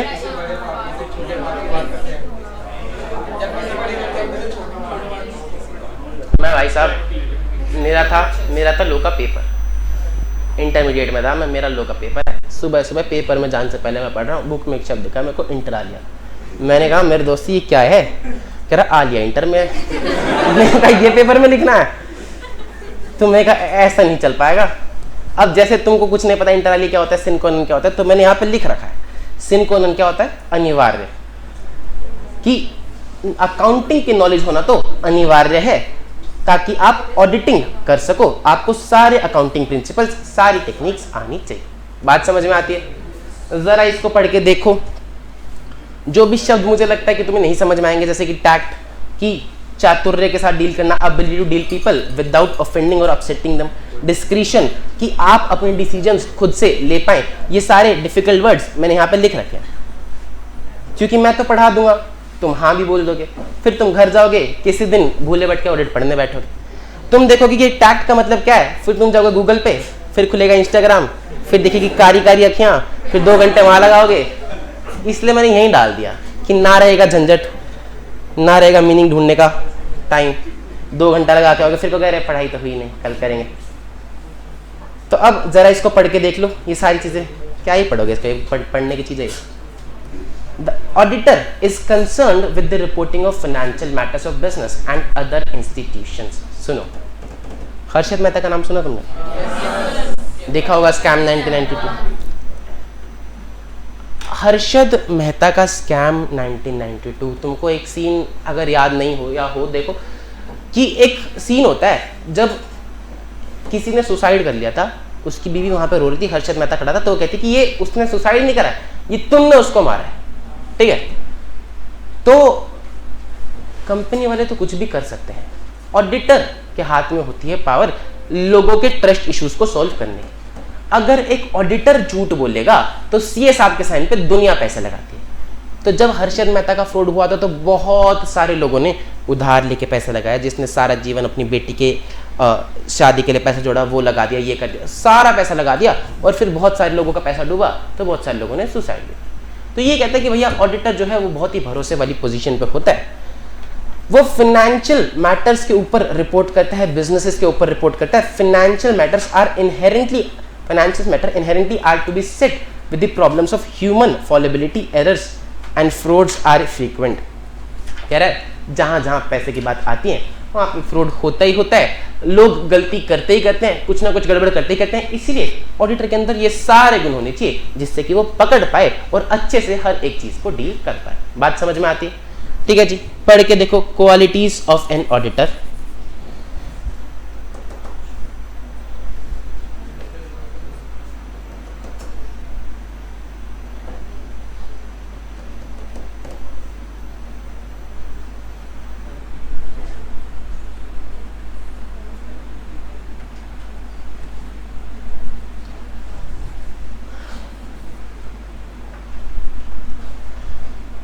एक बार ही बताओगे क्या मेरे को meaning of auditing? Audit is N independent examination of financial information of any entity, whether profit or entity or not, and irrespective of size or legal form. When such an examination is conducted with a view to expressing an opinion. Benefits बताओगे? Benefits क्या थे audit के? सबसे पहला, it gives confidence to the users. Confidence क्यों आता है? क्योंकि ऑडिट एक इंडिपेंडेंट मैकेनिज्म है। उससे क्या होता है? इंटरेस्ट सेफगार्ड होता है। फिर कौन थे अंबानी जी? अंबानी जी की समस्या, it act as a moral check on employees. नए बिजनेसमैन की समस्या, it will be relied upon by bankers and lenders। सारा मामला शुरू किसके जैसे होता? तो it will help detect fraud error। fraud error नहीं पकड़े तो pointing out deficiencies। and एक और आदमी खुश हो रहा था, helpful in determining tax liabilities। purpose क्या था? the purpose of an audit is to enhance the degree of confidence of intended users of financial statements। Audit mandatory है कि वॉलंटरी है? ऐसे नहीं बोलोगे, ऐसे बोलोगे नॉट ऑलवेज लीगली मैंडेटरी। क्या बोलोगे? Not always legally mandatory. Mandatory किसके लिए? कंपनीज के लिए। वॉलेंट्री किसके लिए? जिनकी टर्नओवर एक सर्टेन थ्रेशोल्ड लिमिट से कम है ना। हम 10 करोड़ नहीं बोलते, 10 करोड़ आज की लिमिट है, वो चेंज भी हो सकते हैं। हम बोलते हैं अ सर्टेन थ्रेशोल्ड लिमिट से जिनकी टर्नओवर कम है उनके लिए वॉलेंट्री है। स्कूल वाले करा सकते हैं, उनको ग्रांट चाहिए हो तो, ठीक है। अच्छा, ऑडिटर को अपॉइंट कौन करता है? एक शब्द बोलोगे, ऑनर्स। शेयर होल्डर नहीं, एक शब्द। कौन अपॉइंट करता है? ऑनर्स। कंपनी के केस में ऑनर कौन? पार्टनरशिप फर्म के केस, गवर्नमेंट कंपनी में सीएज। रिपोर्ट किसको देगा? वो ऑनर्स को देगा कंपनी के केस में, और पार्टनर्स के केस में। हो गया, इतना ही आज हमने पढ़ा। फिर हमने वो 36 गुण पढ़े, तुम अपनी कुंडली में जाकर लिख लेना, ठीक है। लाओ सुनो मेरी बात। आज की क्लास टफ लग रही थी क्या? बहुत मुश्किल लग रहा है ऑडिट तुमको? अब बच्चों का एक पिछले बैच में बोल रहा था, कह रहा सर पहला लेक्चर है ना, कोई बात नहीं, कल भी आओगे, यहीं मिलेंगे, कल फिर ये पेज दिखा देंगे। थ्योरी होती है, मजा आ रहा है क्या थ्योरी पढ़ने में? नहीं आ रहा? आज की क्लास में भी मजा नहीं आया तुमको? देखो, जबरदस्ती किसी चीज की नहीं है। मजा आया तो बोलो मजा आया, नहीं बोलो तो नहीं आया मजा, बात खत्म, है ना। एग्जाम भी आपका पास होगा। इस बारी ऑडिट में हाईएस्ट मार्क्स कितने थे? 93, 94। हाँ, तो ऑडिट में नंबर मिलते हैं, ठीक है। ऐसा नहीं है कि ऑडिट में नंबर नहीं मिलते हैं। जहां बच्चे 30 लाते हैं, 32 लाते हैं, तो वहीं पे बच्चे 80 भी लाते हैं, है ना, 70 भी लाते हैं, 90 भी लाते हैं। तो सारी तरीके के नंबर ऑडिट में मिलते हैं। एक आप लोगों के मन में बात रहती है कि रटना पड़ता है। रटना पड़ता है क्या? रटना पड़ता है, ठीक है। मैं मना नहीं कर, देखो सीधी सी बात है, अपन लोगों ने इतना टाइम अब साथ में बिताना ही है आगे, है ना, तो झूठ तो नहीं बोलेंगे। जो बात है वो तो है, देखो रटना पड़ता है। अब मेरा पॉइंट समझो, रटना पड़ता है तो रटना इतनी खराब चीज़ नहीं है जितनी तुम्हारे मन में बैठी है।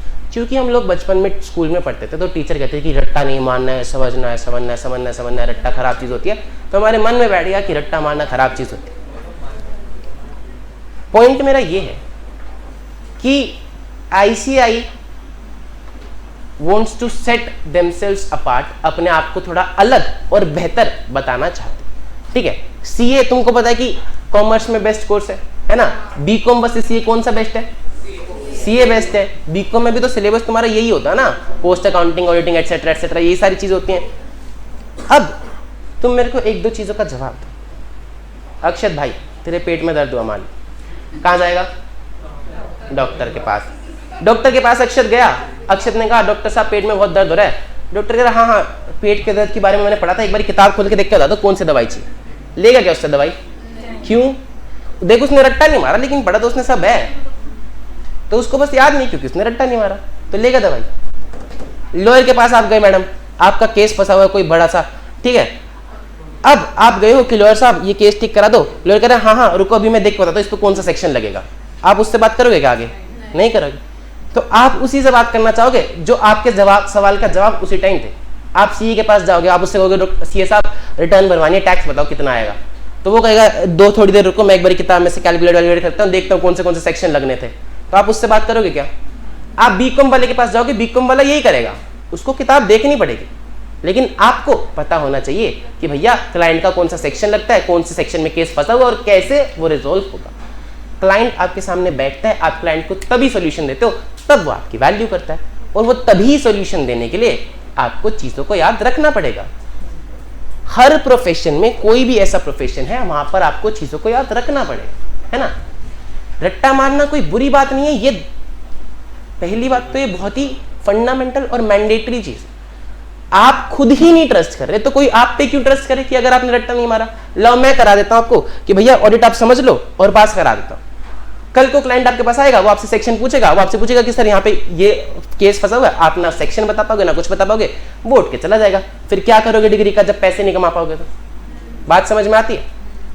सेकेंडली एक बात ये समझो कि रट्टा को कब तक मारना है, क्या जीवन भर मारने के लिए बोलना है क्या? नहीं, 4 महीने में आपका पेपर आएगा, 4 महीने काम करना है, पढ़ाई करनी है, रट्टा मारो, आगे बढ़ो।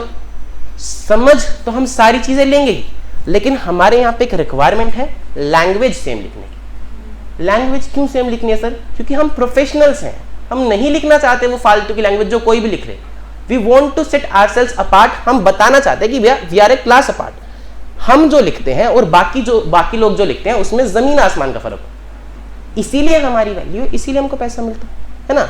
तो हम, ये हमारे कोर्स की रिक्वायरमेंट है। देखो ऐसा तो है नहीं कि मैं जो तुम्हें क्लास में सिखा दूंगा उसके बाद तुम रिलायंस को ऑडिट करने चले जाओगे। तुम्हें काम सीखना पड़ेगा, उसके लिए आर्टिकलशिप है। आर्टिकलशिप में जब जाओगे तो तुम्हारे आसपास सीएस काम करेंगे, बड़ी बड़ी कंपनीज का ऑडिट करेंगे। जब मैं आर्टिकलशिप में गया था तो मैं बड़े बड़े सीएफओ से मिला था, मैं उन सीएफओ से भी मिला था जिनको best CFO of the year का अवार्ड मिला है सारी कंपनीज में से। मैं लिस्टेड, अनलिस्टेड, फॉर्च्यून 500, ये जो बड़ी बड़ी कंपनीज है जिनके ऊपर नीचे होने से शेयर मार्केट हिलता है, उन सभी कंपनीज का मैंने ऑडिट कर लिया।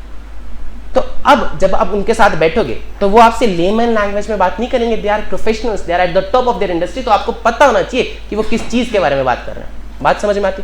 अगर वो सामने से बोलेगा मटीरियलिटी, तो आपको पता होना चाहिए मटीरियल क्या होता है। वो आपको एक्सप्लेन करने नहीं बैठेगा।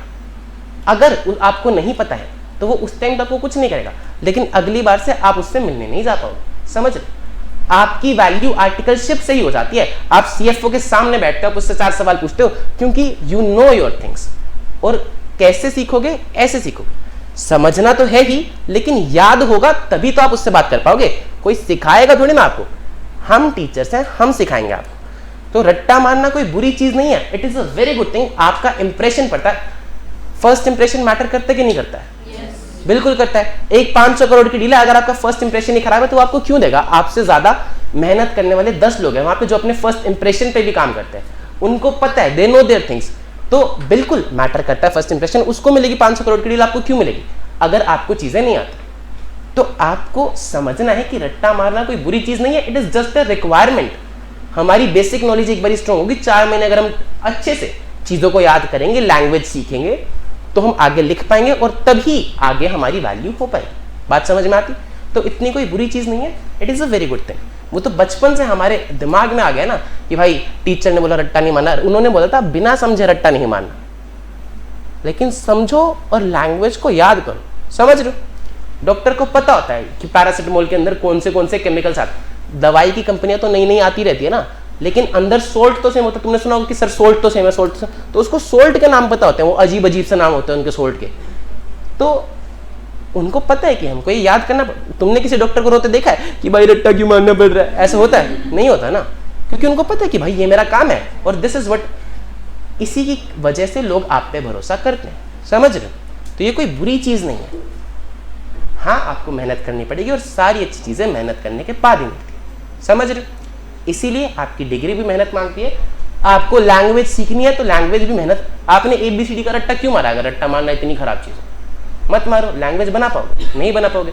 आपको वर्ड्स आते हैं, वर्ड्स आपको रटवाई ही गए ना कि A फॉर एप्पल होता है और B फॉर बॉल होती है।